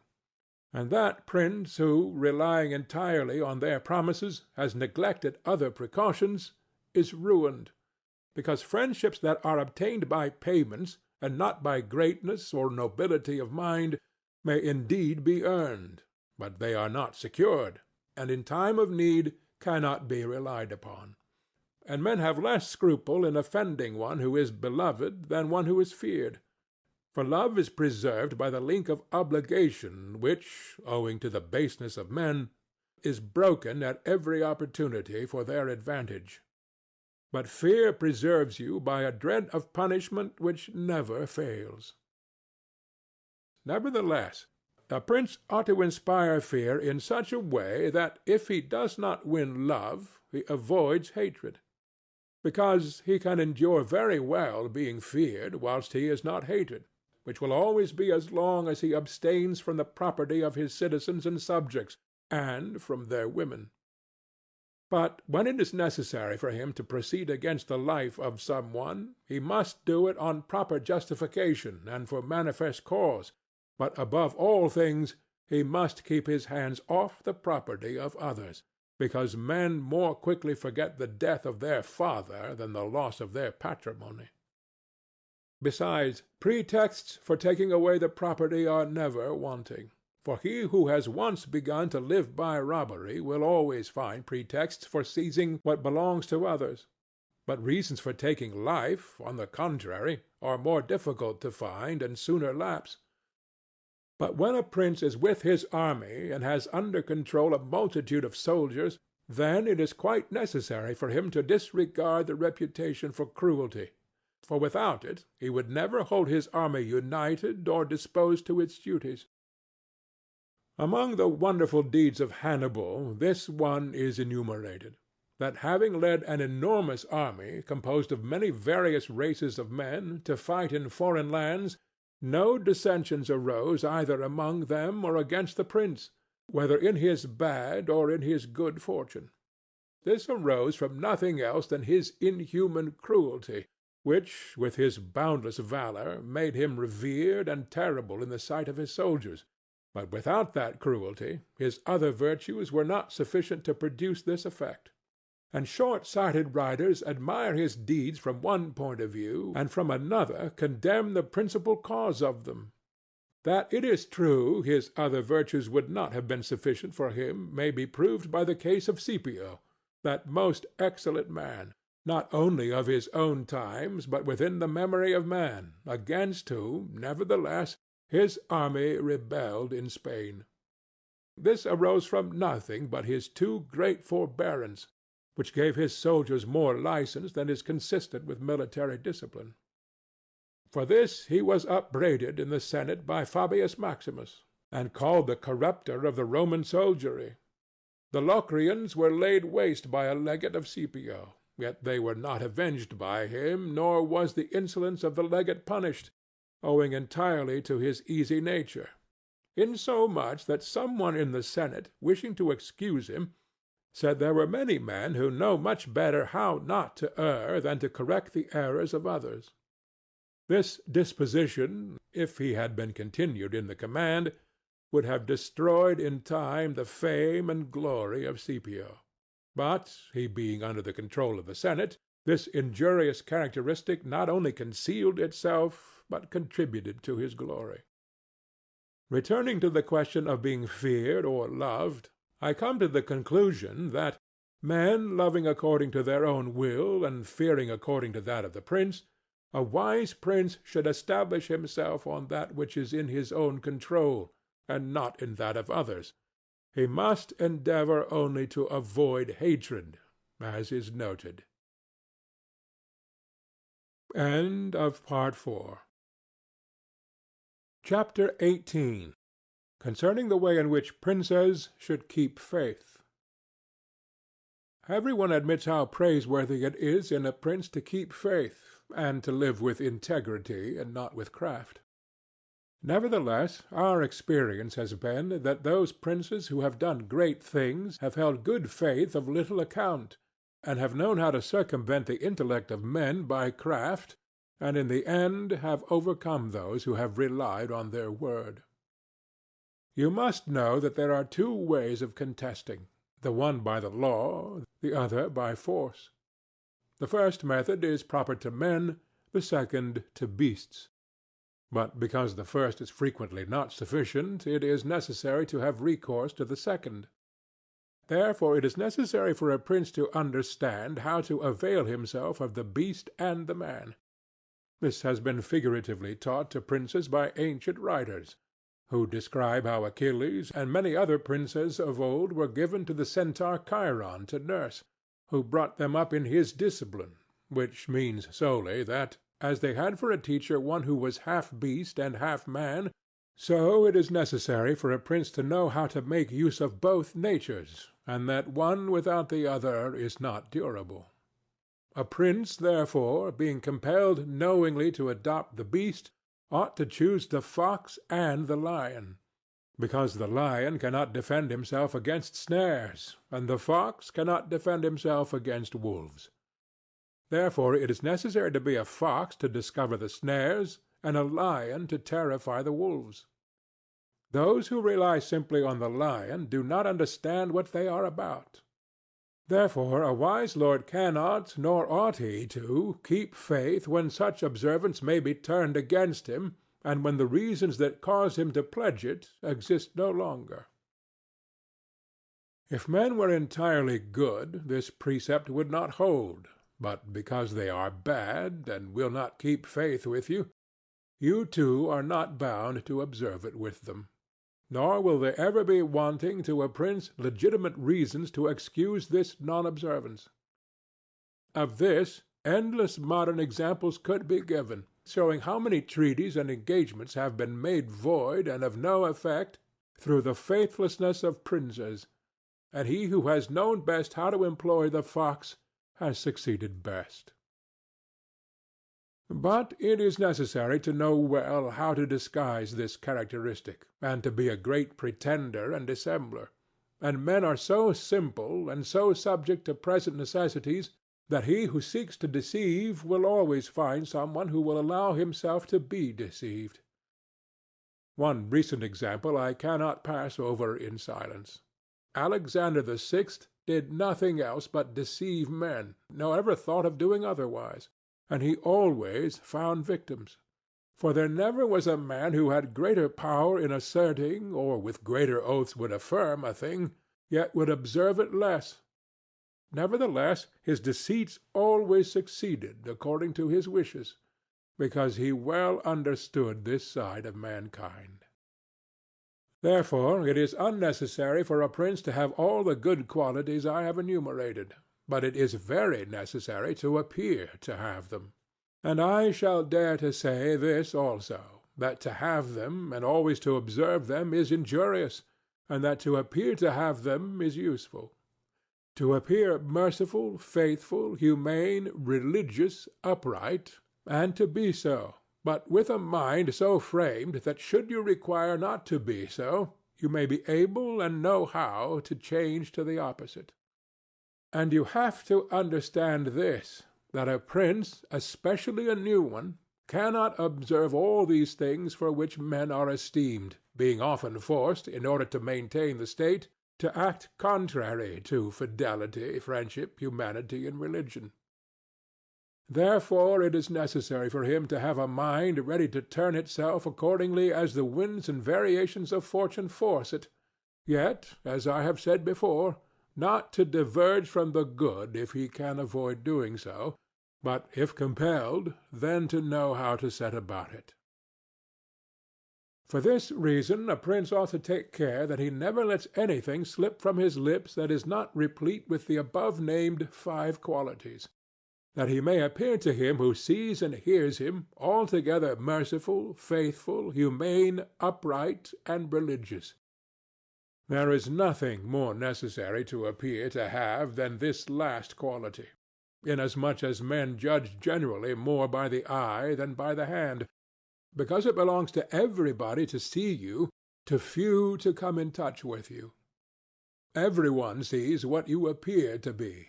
Few really know what you are. And those few dare not oppose themselves to the opinion of the many, who have the majesty of the state to defend them. And in the actions of all men, and especially of princes, which it is not prudent to challenge, one judges by the result. For that reason, let a prince have the credit for conquering and holding his state, the means will always be considered honest, and he will be praised by everybody.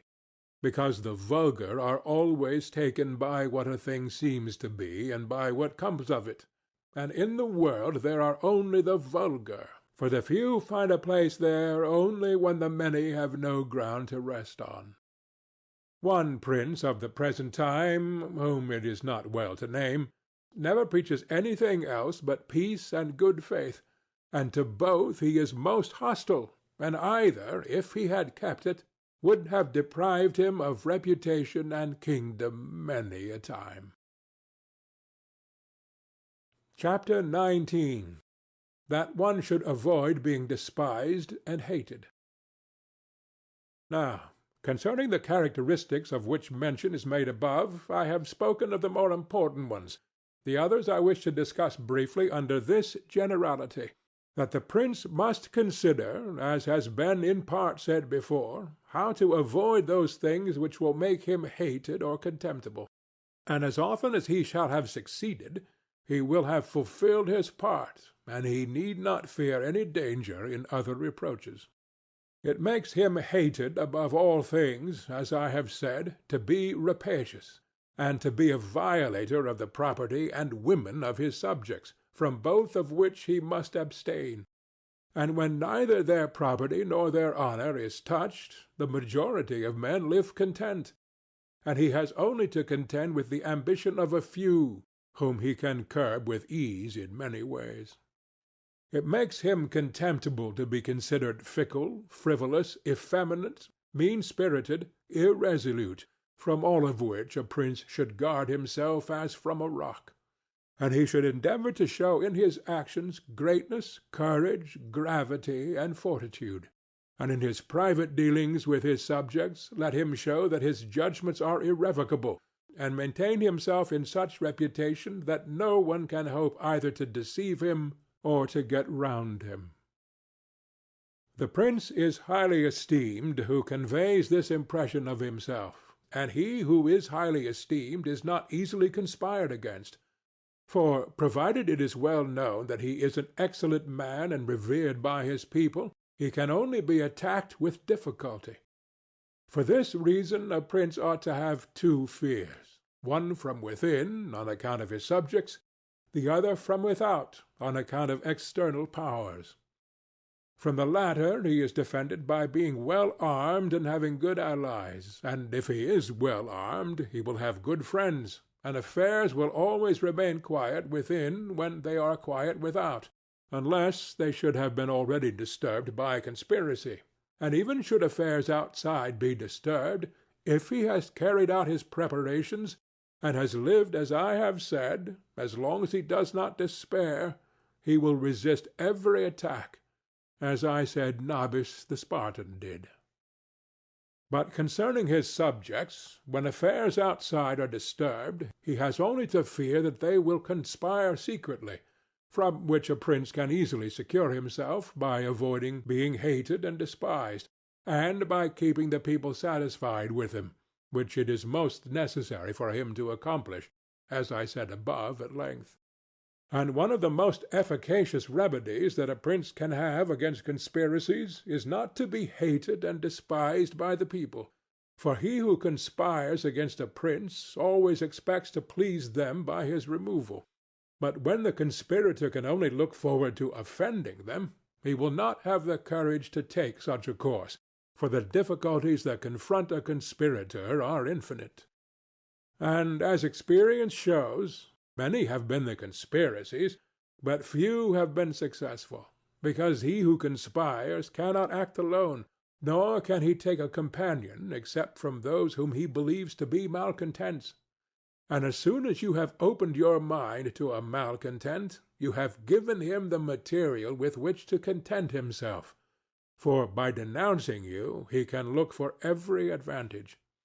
So that, seeing the gain from this course to be assured, and seeing the other to be doubtful and full of dangers, he must be a very rare friend, or a thoroughly obstinate enemy of the prince, to keep faith with you.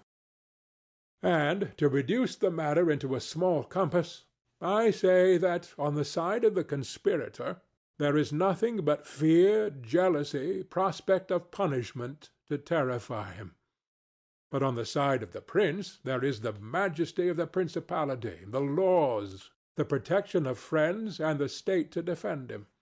So that, adding to all these things the popular goodwill, it is impossible that any one should be so rash as to conspire. For whereas in general the conspirator has to fear before the execution of his plot, in this case he has also to fear the sequel to the crime, because on account of it he has the people for an enemy, and thus cannot hope for any escape. Endless examples could be given on this subject, but I will be content with one, brought to pass within the memory of our fathers. Messer Annibale Bentivogli, who was prince in Bologna, grandfather of the present Annibale, having been murdered by the Caneschi, who had conspired against him, not one of his family survived but Messer Giovanni, who was in childhood. Immediately after his assassination, the people rose and murdered all the Caneschi. This sprung from the popular goodwill which the house of Bentivogli enjoyed in those days in Bologna, which was so great that, although none remained there after the death of Annibale who was able to rule the state, the Bolognese, having information that there was one of the Bentivogli family in Florence, who up to that time had been considered the son of a blacksmith, sent to Florence for him, and gave him the government of their city, and it was ruled by him until Messer Giovanni came in due course to the government. For this reason, I consider that a prince ought to reckon conspiracies of little account when his people hold him in esteem. But when it is hostile to him, and bears hatred towards him, he ought to fear everything and everybody. And well-ordered states and wise princes have taken every care not to drive the nobles to desperation, and to keep the people satisfied and contented, for this is one of the most important objects a prince can have. Among the best ordered and governed kingdoms of our times is France, and in it are found many good institutions on which depend the liberty and security of the king. Of these the first is the Parliament and its authority, because he who founded the kingdom, knowing the ambition of the nobility and their boldness, considered that a bit to their mouths would be necessary to hold them in, and on the other side, knowing the hatred of the people, founded in fear against the nobles, he wished to protect them, yet he was not anxious for this to be the particular care of the king. Therefore, to take away the reproach which he would be liable to from the nobles by favoring the people, and from the people for favoring the nobles, he set up an arbiter, who should be one who could beat down the great and favor the lesser without approach to the king. Neither could you have a better or a more prudent arrangement, or a greater source of security to the king and kingdom. From this one can draw another important conclusion, that princes ought to leave affairs of reproach to the management of others, and keep those of grace in their own hands. And further, I consider that a prince ought to cherish the nobles, but not so as to make himself hated by the people. It may appear, perhaps, to some who have examined the lives and deaths of the Roman emperors, that many of them would be an example contrary to my opinion, seeing that some of them lived nobly and showed great qualities of soul. Nevertheless, they have lost their empire, or have been killed by subjects who have conspired against them. Wishing, therefore, to answer these objections, I will recall the characteristics of some of the emperors, and will show that the causes of their ruin were not different to those alleged by me. At the same time, I will only submit for consideration those things that are noteworthy to him who studies the affairs of those times. It seems to me sufficient to take all those emperors who succeeded to the empire after Marcus the philosopher, down to Maximinus. They were Marcus and his son Commodus, Pertinax, Julian, Severus and his son Antoninus Caracalla, Macrinus, Heliogabalus, Alexander, and Maximinus. There is first to note that, whereas in other principalities the ambition of the nobles and the insolence of the people only have to be contended with, the Roman emperors had a third difficulty in having to put up with the cruelty and avarice of their soldiers, a matter so beset with difficulties that it was the ruin of many. For it was a hard thing to give satisfaction both to soldiers and people, because the people loved peace, and for this reason they loved the unaspiring prince, whilst the soldiers loved the warlike prince, who was bold, cruel, and rapacious, which qualities they were quite willing he should exercise upon the people, so that they could get double pay and give vent to their own greed and cruelty. Hence it arose that those emperors were always overthrown who, either by birth or training, had no great authority, and most of them, especially those who came new to the principality, recognizing the difficulty of these two opposing humors, were inclined to give satisfaction to the soldiers, caring little about injuring the people. Which course was necessary, because, as princes cannot help being hated by someone, they ought, in the first place, to avoid being hated by everyone, and when they cannot compass this, they ought to endeavor with the utmost diligence to avoid the hatred of the most powerful. Therefore, those emperors who, through inexperience, had need of special favor, adhered more readily to the soldiers than to the people, a course which turned out advantageous to them or not, accordingly as the prince knew how to maintain authority over them. From these causes it arose that Marcus, Pertinax, and Alexander, being all men of modest life, lovers of justice, enemies to cruelty, humane and benignant, came to a sad end, except Marcus. He alone lived and died honored, because he had succeeded to the throne by hereditary title, and owed nothing either to the soldiers or the people, and afterwards, being possessed of many virtues which made him respected, he always kept both orders in their places whilst he lived, and was neither hated nor despised.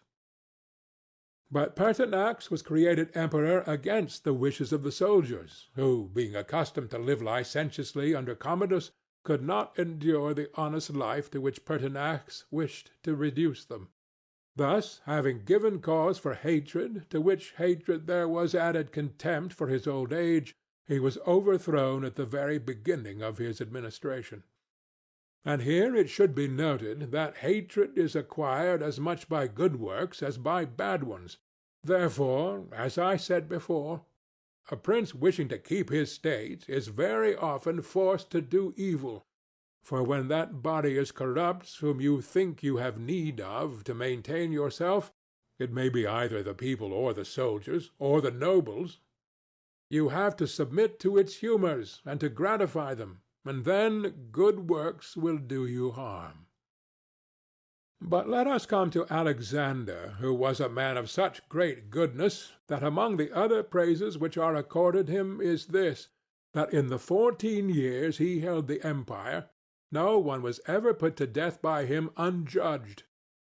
Nevertheless, being considered effeminate and a man who allowed himself to be governed by his mother, he became despised, the army conspired against him, and murdered him.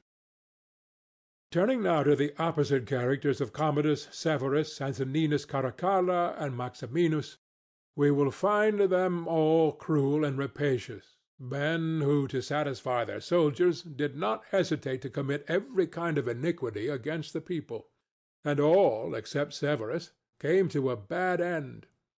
But in Severus there was so much valor that, keeping the soldiers friendly, although the people were oppressed by him, he reigned successfully, for his valor made him so much admired in the sight of the soldiers and people that the latter were kept in a way astonished and awed, and the former respectful and satisfied.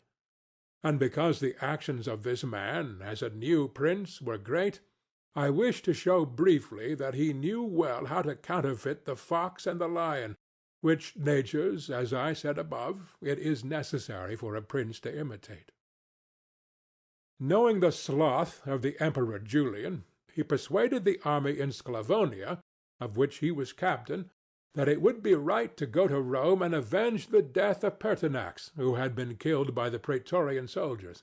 And under this pretext, without appearing to aspire to the throne, he moved the army on Rome, and reached Italy before it was known that he had started. On his arrival at Rome, the Senate, through fear, elected him emperor and killed Julian. After this there remained for Severus, who wished to make himself master of the whole empire, one in Asia, where Niger, head of the Asiatic army, had caused himself to be claimed emperor, and the other in the west, where Albinus was, who also aspired to the throne.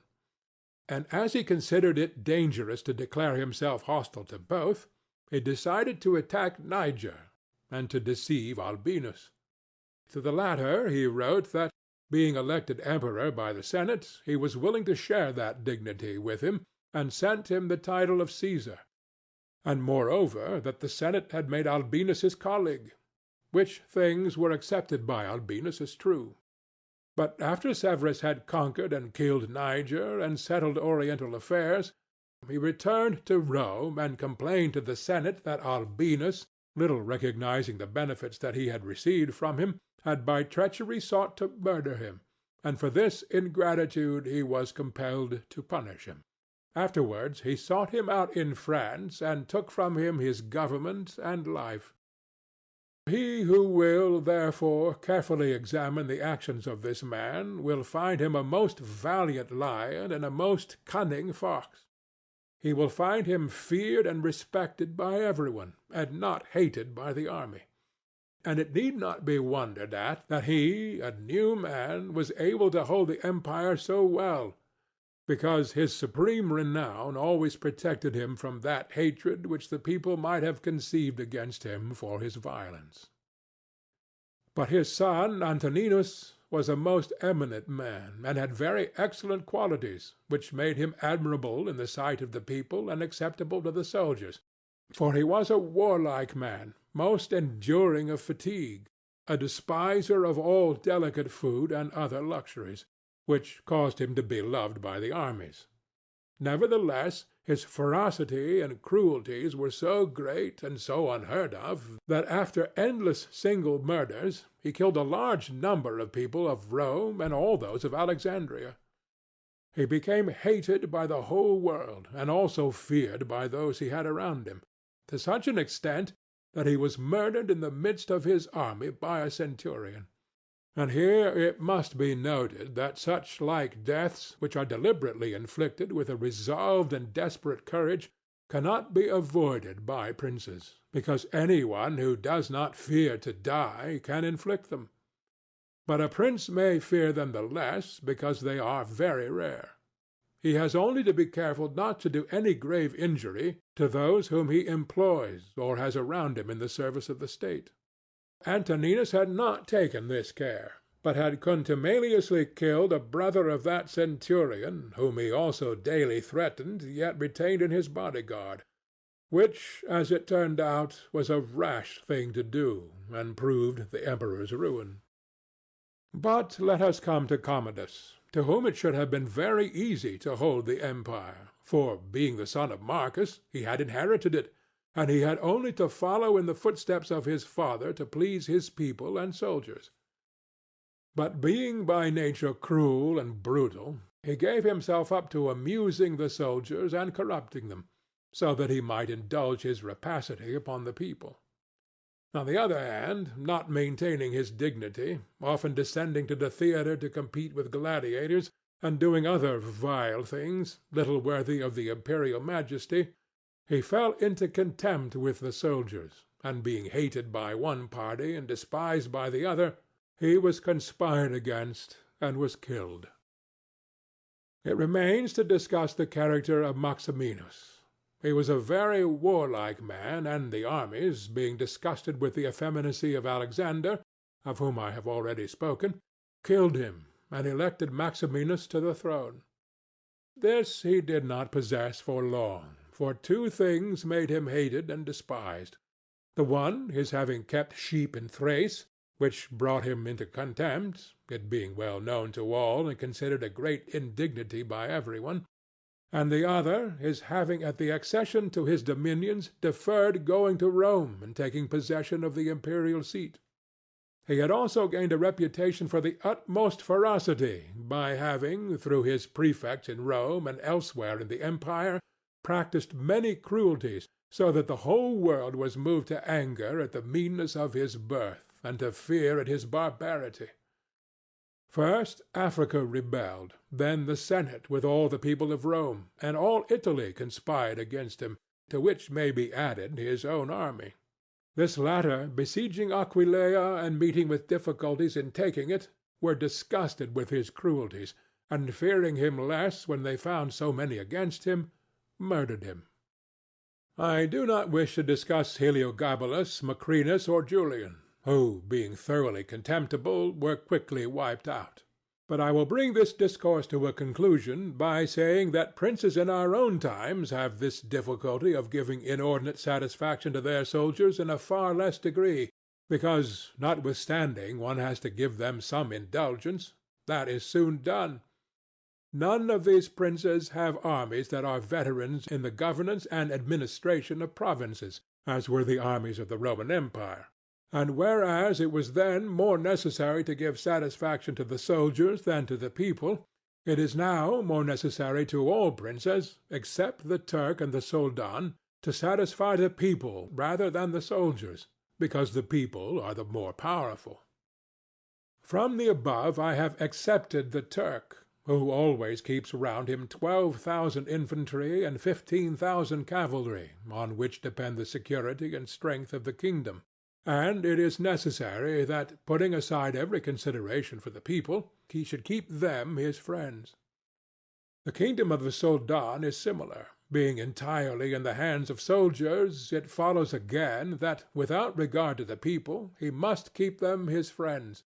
But you must note that the state of the Soldan is unlike all other principalities, for the reason that it is like the Christian pontificate, which cannot be called either an hereditary or a newly formed principality, because the sons of the old prince are not the heirs, but he who is elected to that position by those who have authority, and the sons remain only noblemen. And this being an ancient custom, it cannot be called a new principality, because there are none of those difficulties in it that are met with in new ones. For although the prince is new, the constitution of the state is old, and it is framed so as to receive him as if he were its hereditary lord. But, returning to the subject of our discourse, I say that whoever will consider it will acknowledge that either hatred or contempt has been fatal to the above-named emperors, and it will be recognized also how it happened that, a number of them acting in one way and a number in another, only one in each way came to a happy end, and the rest to unhappy ones. Because it would have been useless and dangerous for Pertinax and Alexander, being new princes, to imitate Marcus, who was heir to the principality, and likewise it would have been utterly destructive to Caracalla, Commodus, and Maximinus to have imitated Severus, they not having sufficient valor to enable them to tread in his footsteps. Therefore a prince new to the principality cannot imitate the actions of Marcus, nor again is it necessary to follow those of Severus, but he ought to take from Severus those parts which are necessary to found his state, and from Marcus those which are proper and glorious, to keep a state that may already be stable and firm. End of Part 5. Chapter 20. Are fortresses, and many other things to which princes often resort, advantageous or hurtful? 1. Some princes, so as to hold securely the state, have disarmed their subjects. Others have kept their subject towns distracted by factions. Others have fostered enmities against themselves. Others have laid themselves out to gain over those whom they distrusted in the beginning of their governments. Some have built fortresses, some have overthrown and destroyed them. And although one cannot give a final judgment on all of these things unless one possesses the particulars of those states in which a decision has to be made, nevertheless I will speak as comprehensively as the matter of itself will admit. 2. There never was a new prince who has disarmed his subjects. Rather, when he has found them disarmed, he has always armed them, because by arming them those arms become yours. Those men who were distrusted become faithful, and those who were faithful are kept so, and your subjects become your adherents. And whereas all subjects cannot be armed, yet when those whom you do arm are benefited, the others can be handled more freely, and this difference in their treatment, which they quite understand, makes the former your dependents, and the latter, considering it to be necessary that those who have the most danger and service should have the most reward, excuse you. But when you disarm them, you at once offend them by showing that you distrust them, either for cowardice or for want of loyalty, and either of these opinions breeds hatred against you. And because you cannot remain unarmed, it follows that you turn to mercenaries, which are of the character already shown. Even if they should be good, they would not be sufficient to defend you against powerful enemies and distrusted subjects. Therefore, as I have said, a new prince and a new principality has always distributed arms. Histories are full of examples. But when a prince acquires a new state which he adds as a province to his old one, then it is necessary to disarm the men of that state, except those who have been his adherents in acquiring it. And these again, with time and opportunity, should be rendered soft and effeminate, and matters should be managed in such a way that all the armed men in the state should be your own soldiers who in your old state were living near you. 3. Our forefathers, and those who were reckoned wise, were accustomed to say that it was necessary to hold Pistoia by factions and Pisa by fortresses. And with this idea they fostered quarrels in some of their tributary towns so as to keep possession of them the more easily. This may have been well enough in those times when Italy was in a way balanced, but I do not believe that it can be accepted as a precept for today, because I do not believe that factions can ever be of use. Rather, it is certain that when the enemy comes upon you in divided cities, you are quickly lost, because the weakest party will always assist the outside forces, and the other will not be able to resist. The Venetians, moved, as I believe, by the above reasons, fostered the Guelph and the Ghibelline factions in their tributary cities. And although they never allowed them to come to bloodshed, yet they nursed these disputes among them, so that the cities, distracted by their differences, should not unite against them; which, as we saw, did not afterwards turn out as expected, because, after the rout at Vaila, one party at once took courage and seized the state. Such methods argue, therefore, weakness in the prince, because these factions will never be permitted in a vigorous principality. Such methods for enabling one the more easily to manage subjects are only useful in times of peace, but if war comes, this polity proves fallacious. 4.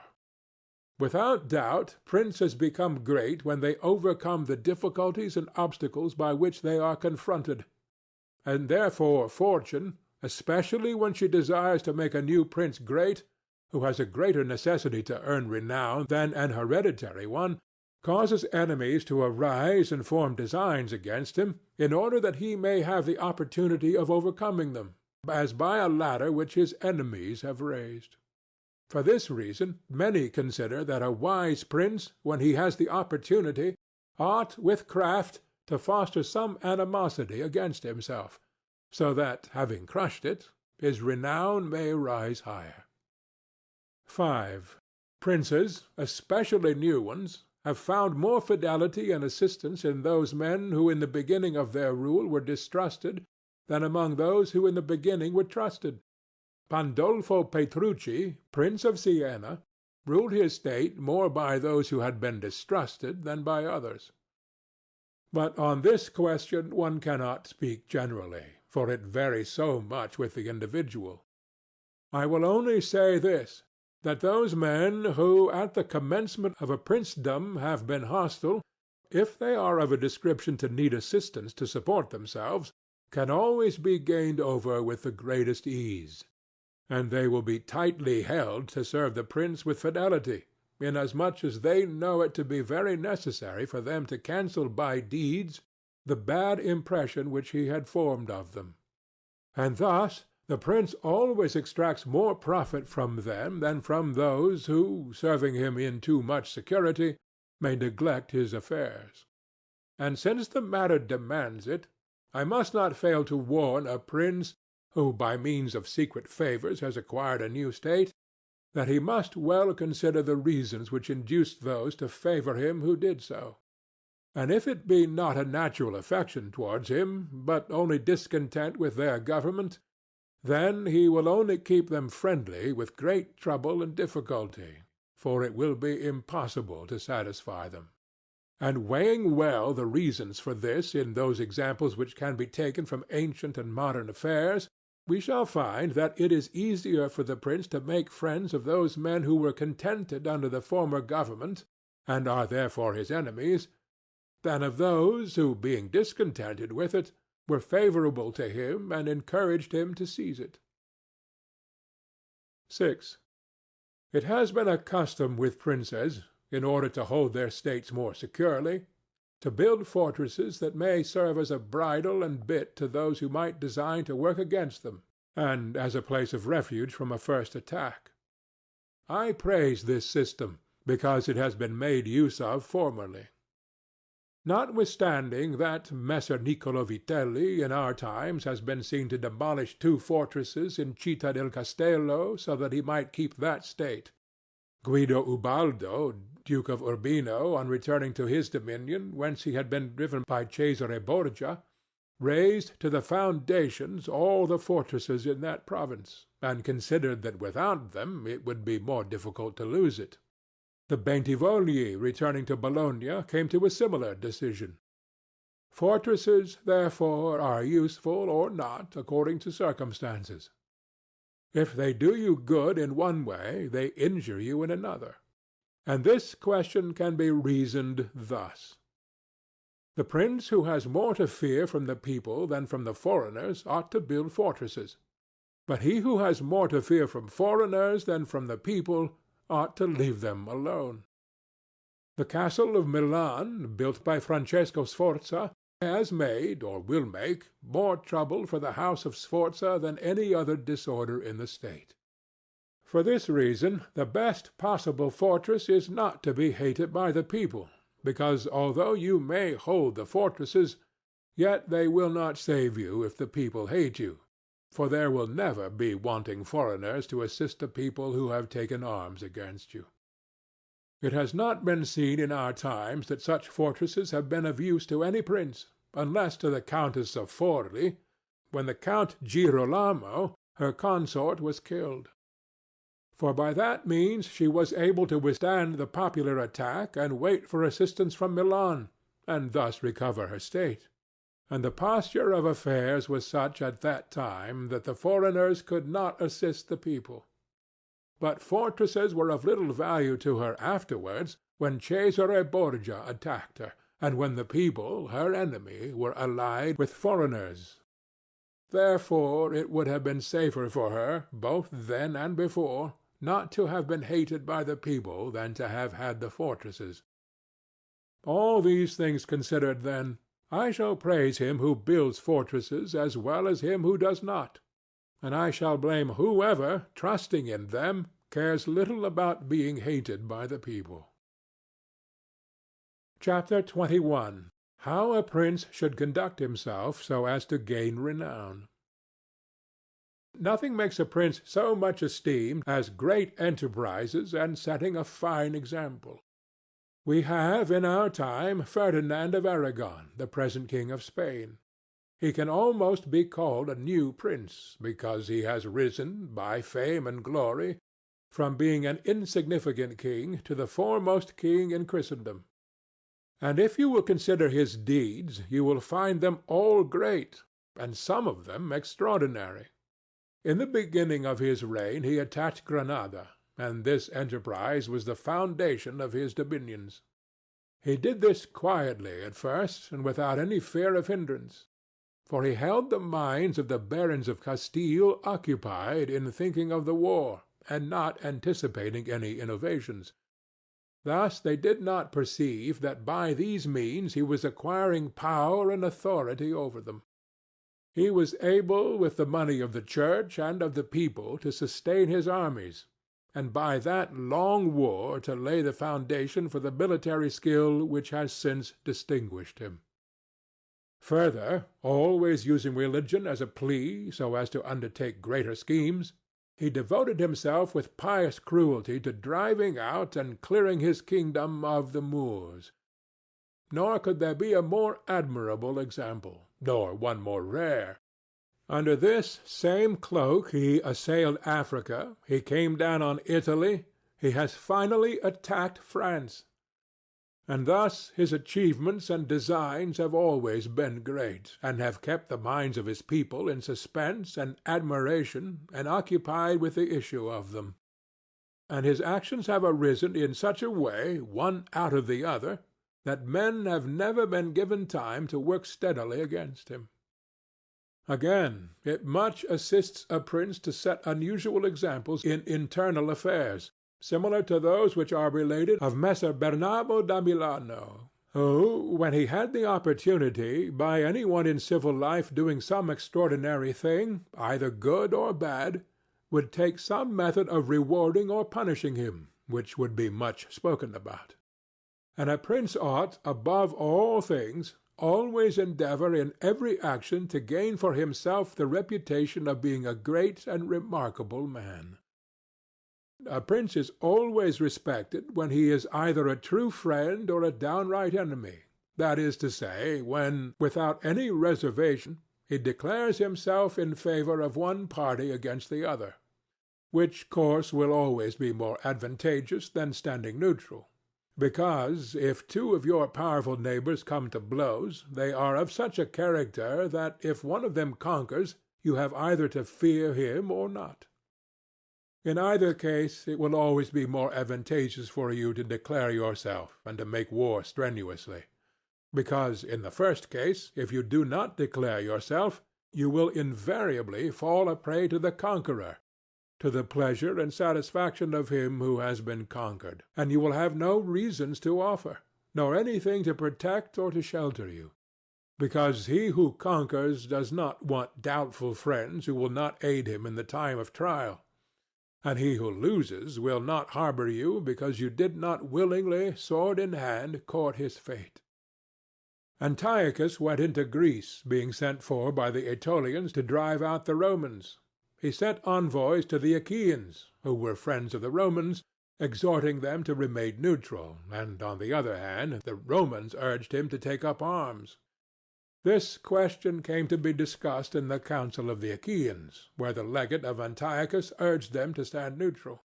To this the Roman legate answered, "As for that which has been said, that it is better and more advantageous for your state not to interfere in our war, nothing can be more erroneous, because by not interfering you will be left, without favor or consideration, the guerdon of the conqueror.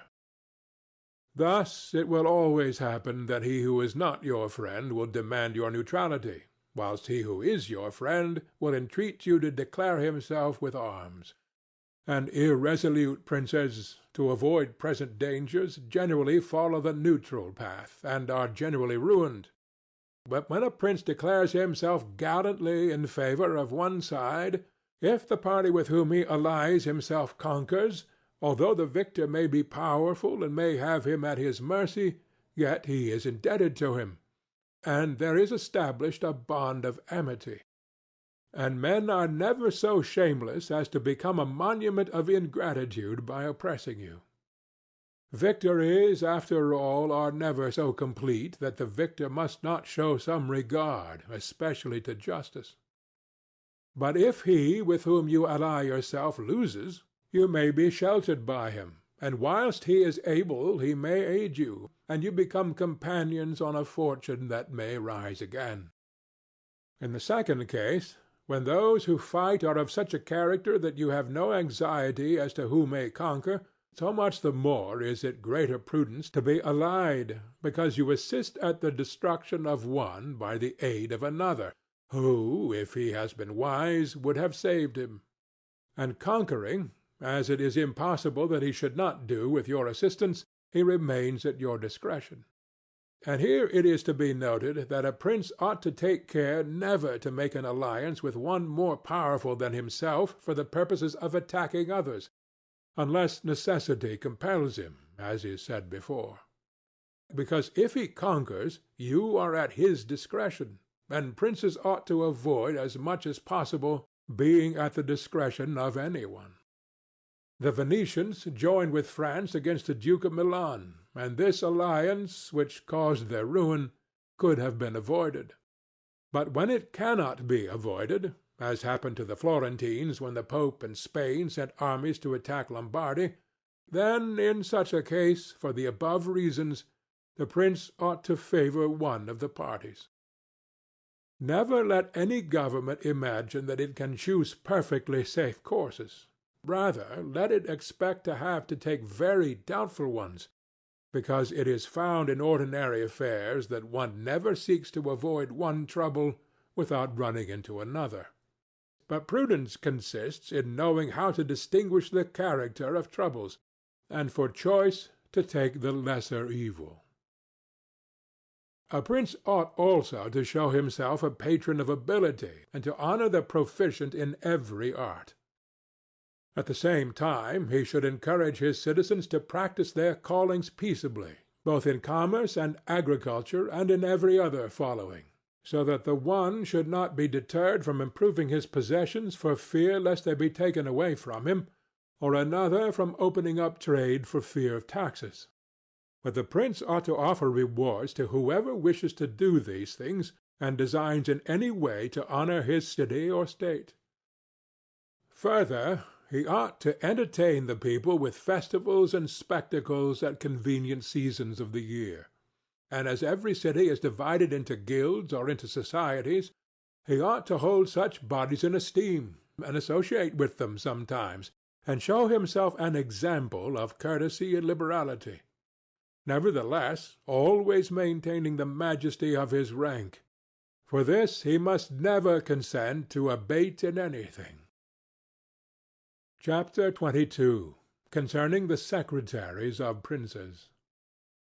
The choice of servants is of no little importance to a prince, and they are good or not according to the discrimination of the prince. And the first opinion which one forms of a prince and of his understanding is by observing the men he has around him, and when they are capable and faithful he may always be considered wise, because he has known how to recognize the capable and to keep them faithful. But when they are otherwise, one cannot form a good opinion of him, for the prime error which he made was in choosing them. There were none who knew Messer Antonio de Venafro as the servant of Pandolfo Petrucci, Prince of Siena, who would not consider Pandolfo to be a very clever man in having Venafro for his servant, because there are three classes of intellects: one which comprehends by itself, another which appreciates what others comprehended, and a third which neither comprehends by itself nor by the showing of others. The first is the most excellent, the second is good, the third is useless. Therefore it follows necessarily that, if Pandolfo was not in the first rank, he was in the second. For whenever one has judgment to know good and bad when it is said and done, although he himself may not have the initiative, yet he can recognize the good and bad in his servant, and the one he can praise and the other correct. Thus the servant cannot hope to deceive him, and is kept honest. But to enable a prince to form an opinion of his servant there is one test which never fails.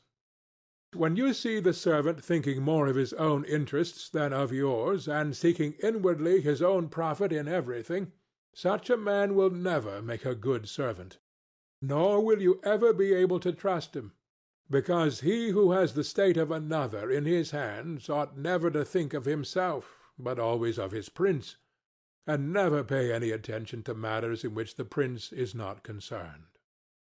On the other hand, to keep his servant honest, the prince ought to study him, honoring him, enriching him, doing him kindnesses, sharing with him the honors and cares, and at the same time let him see that he cannot stand alone, so that many honors may not make him desire more, many riches make him wish for more, and that many cares may make him dread chances. When, therefore, servants, and princes toward servants, are thus disposed, they can trust each other, but when it is otherwise, the end will always be disastrous for either one or the other. Part 6. Chapter 23. How Flatterers should be avoided.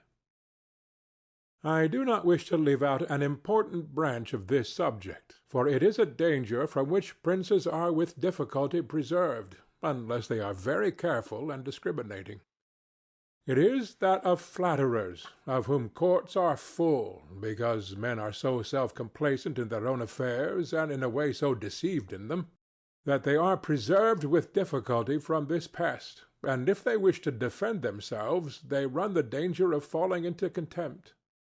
Because there is no other way of guarding oneself from flatterers except letting men understand that to tell you the truth does not offend you. But when every one may tell you the truth, respect for you abates. Therefore a wise prince ought to hold a third course, by choosing the wise men in his state, and giving them only the liberty of speaking the truth to him, and then only of those things of which he inquires, and of none others. But he ought to question them upon everything, and listen to their opinions, and afterwards form his own conclusions.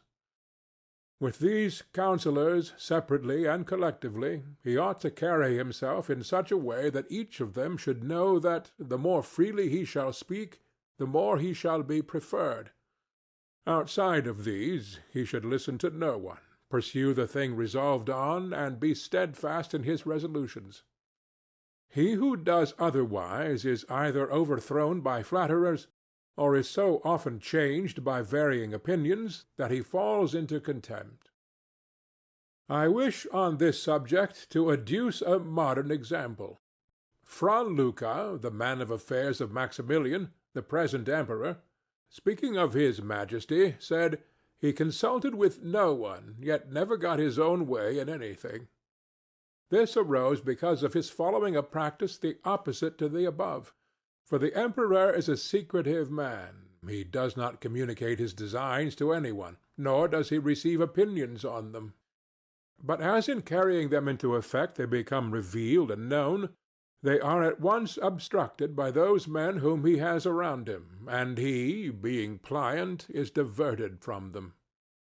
Hence it follows that those things he does one day he undoes the next, and no one ever understands what he wishes or intends to do, and no one can rely on his resolutions. A prince, therefore, ought always to take counsel, but only when he wishes and not when others wish. He ought rather to discourage every one from offering advice unless he asks it. But, however, he ought to be a constant inquirer, and afterwards a patient listener concerning the things of which he inquired. Also, on learning that any one, on any consideration, has not told him the truth, he should let his anger be felt.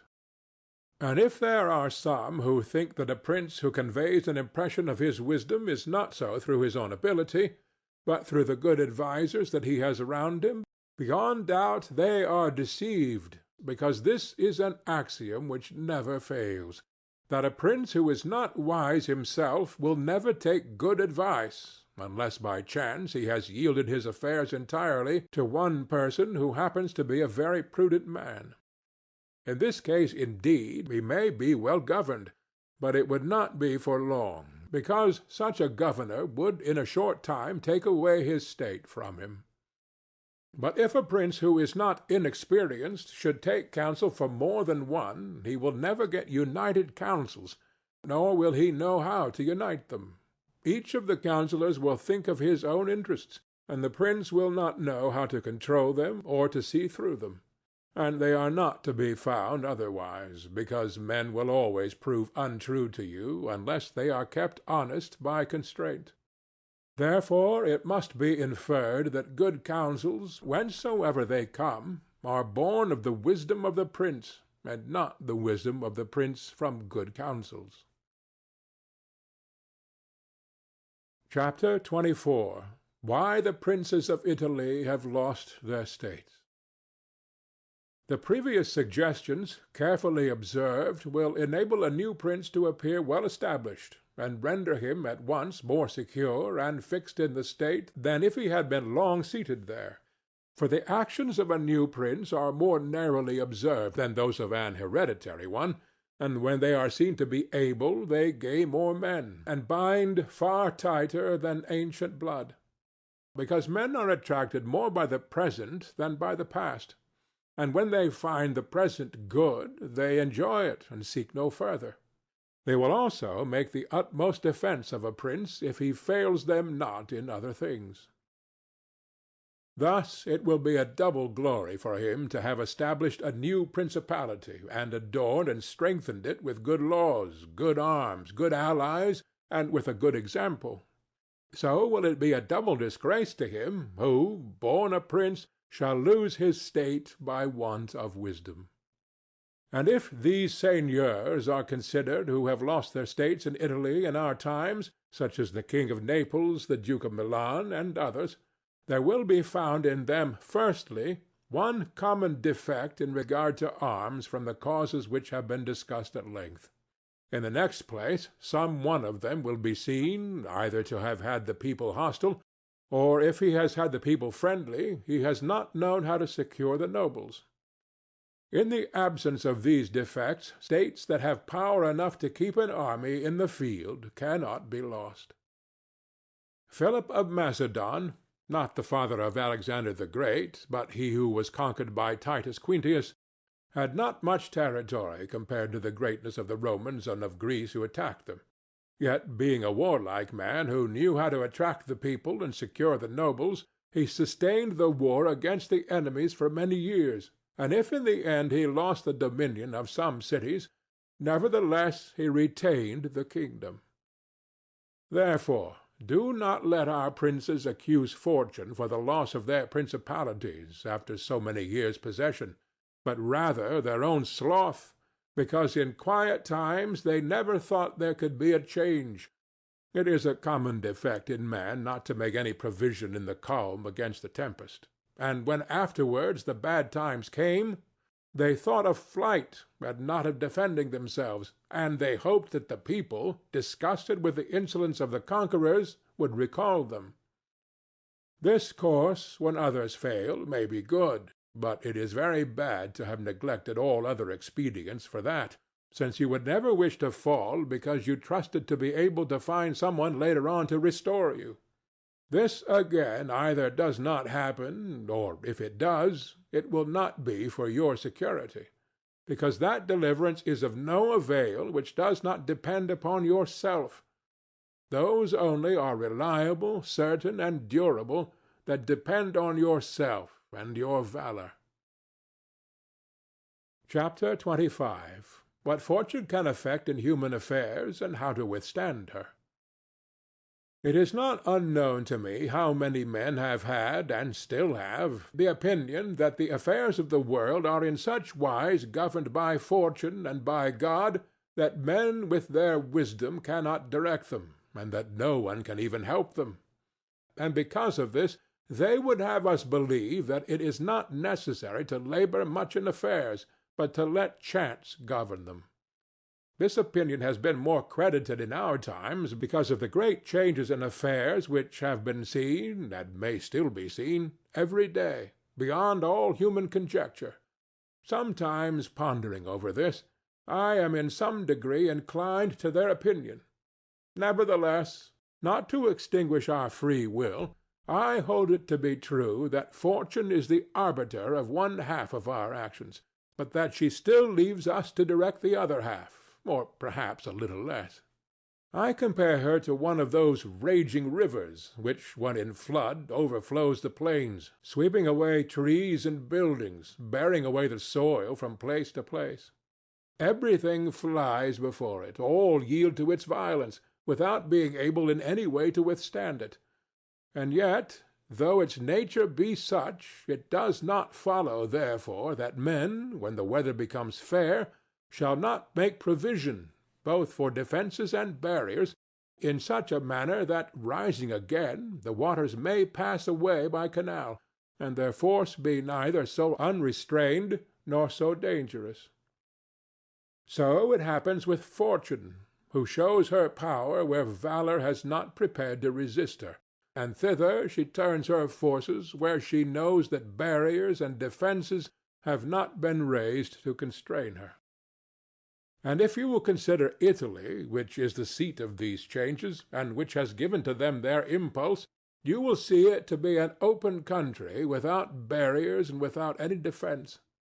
For if it had been defended by proper valour, as are Germany, Spain, and France, either this invasion would not have made the great changes it has made, or it would not have come at all. And this I consider enough to say concerning resistance to fortune in general. But, confining myself more to the particular, I say that a prince may be seen happy to-day and ruined to-morrow, without having shown any change of disposition or character. This, I believe, arises firstly from causes that have already been discussed at length, namely, that the prince who relies entirely on fortune is lost when it changes. I believe also that he will be successful who directs his actions according to the spirit of the times, and that he whose actions do not accord with the times will not be successful. Because men are seen, in affairs that lead to the end which every man has before him, namely glory and riches, to get there by various methods, one with caution, another with haste, one by force, another by skill, one by patience, another by its opposite, and each one succeeds in reaching the goal by a different method. One can also see of two cautious men the one attain his end, the other fail, and similarly two men by different observances are equally successful, the one being cautious, the other impetuous. All this arises from nothing else than whether or not they conform in their methods to the spirit of the times. This follows from what I have said, that two men working differently bring about the same effect, and of two working similarly, one attains his object and the other does not. Changes in a state also issue from this, for if to one who governs himself with caution and patience times and affairs converge in such a way that his administration is successful, his fortune is made, but if times and affairs change, he is ruined if he does not change his course of action. But a man who is not often found sufficiently circumspect to know how to accommodate himself to the change, both because he cannot deviate from what nature inclines him to do, and also because, having always prospered by acting in one way, he cannot be persuaded that it is well to leave it, and therefore the cautious man, when it is time to turn adventurous, does not know how to do it. Hence he is ruined, and had he changed his conduct with the times, fortune would not have changed. Pope Julius II went to work impetuously in all his affairs, and found the times and circumstances conform so well to that line of action that he always met with success. Consider his first enterprise against Bologna, Messer Giovanni Bentivoglio being still alive. The Venetians were not agreeable to it, nor was the King of Spain, and he had the enterprise still under discussion with the King of France. Nevertheless, he personally entered upon the expedition with his accustomed boldness and energy, a move which made Spain and the Venetians stand irresolute and passive, the latter from fear, the former from desire to recover the kingdom of Naples. On the other hand, he drew after him the King of France, because that king, having observed the movement, and desiring to make the Pope his friend so as to humble the Venetians, found it impossible to refuse him. Therefore Julius with his impetuous action accomplished what no other pontiff with simple human wisdom could have done. For if he had waited in Rome until he could get away, with his plans arranged and everything fixed, as any other pontiff would have done, he would never have succeeded. Because the king of France would have made 1,000 excuses, and the others would have raised 1,000 fears. I will leave his other actions alone, as they were all alike, and they all succeeded. For the shortness of his life did not let him experience the contrary. But if circumstances had arisen which required him to go cautiously, his ruin would have followed, because he would never have deviated from those ways to which nature inclined him. I conclude, therefore, that fortune being changeful and mankind steadfast in their ways, so long as the two are in agreement, men are successful, but unsuccessful when they fall out. For my part, I consider that it is better to be adventurous than cautious, because fortune is a woman, and if you wish to keep her under, it is necessary to beat and ill-use her, and it is seen that she allows herself to be mastered by the adventurous rather than by those who go to work more coldly. She is, therefore, always womanlike, a lover of young men, because they are less cautious, more violent, and with more audacity command her.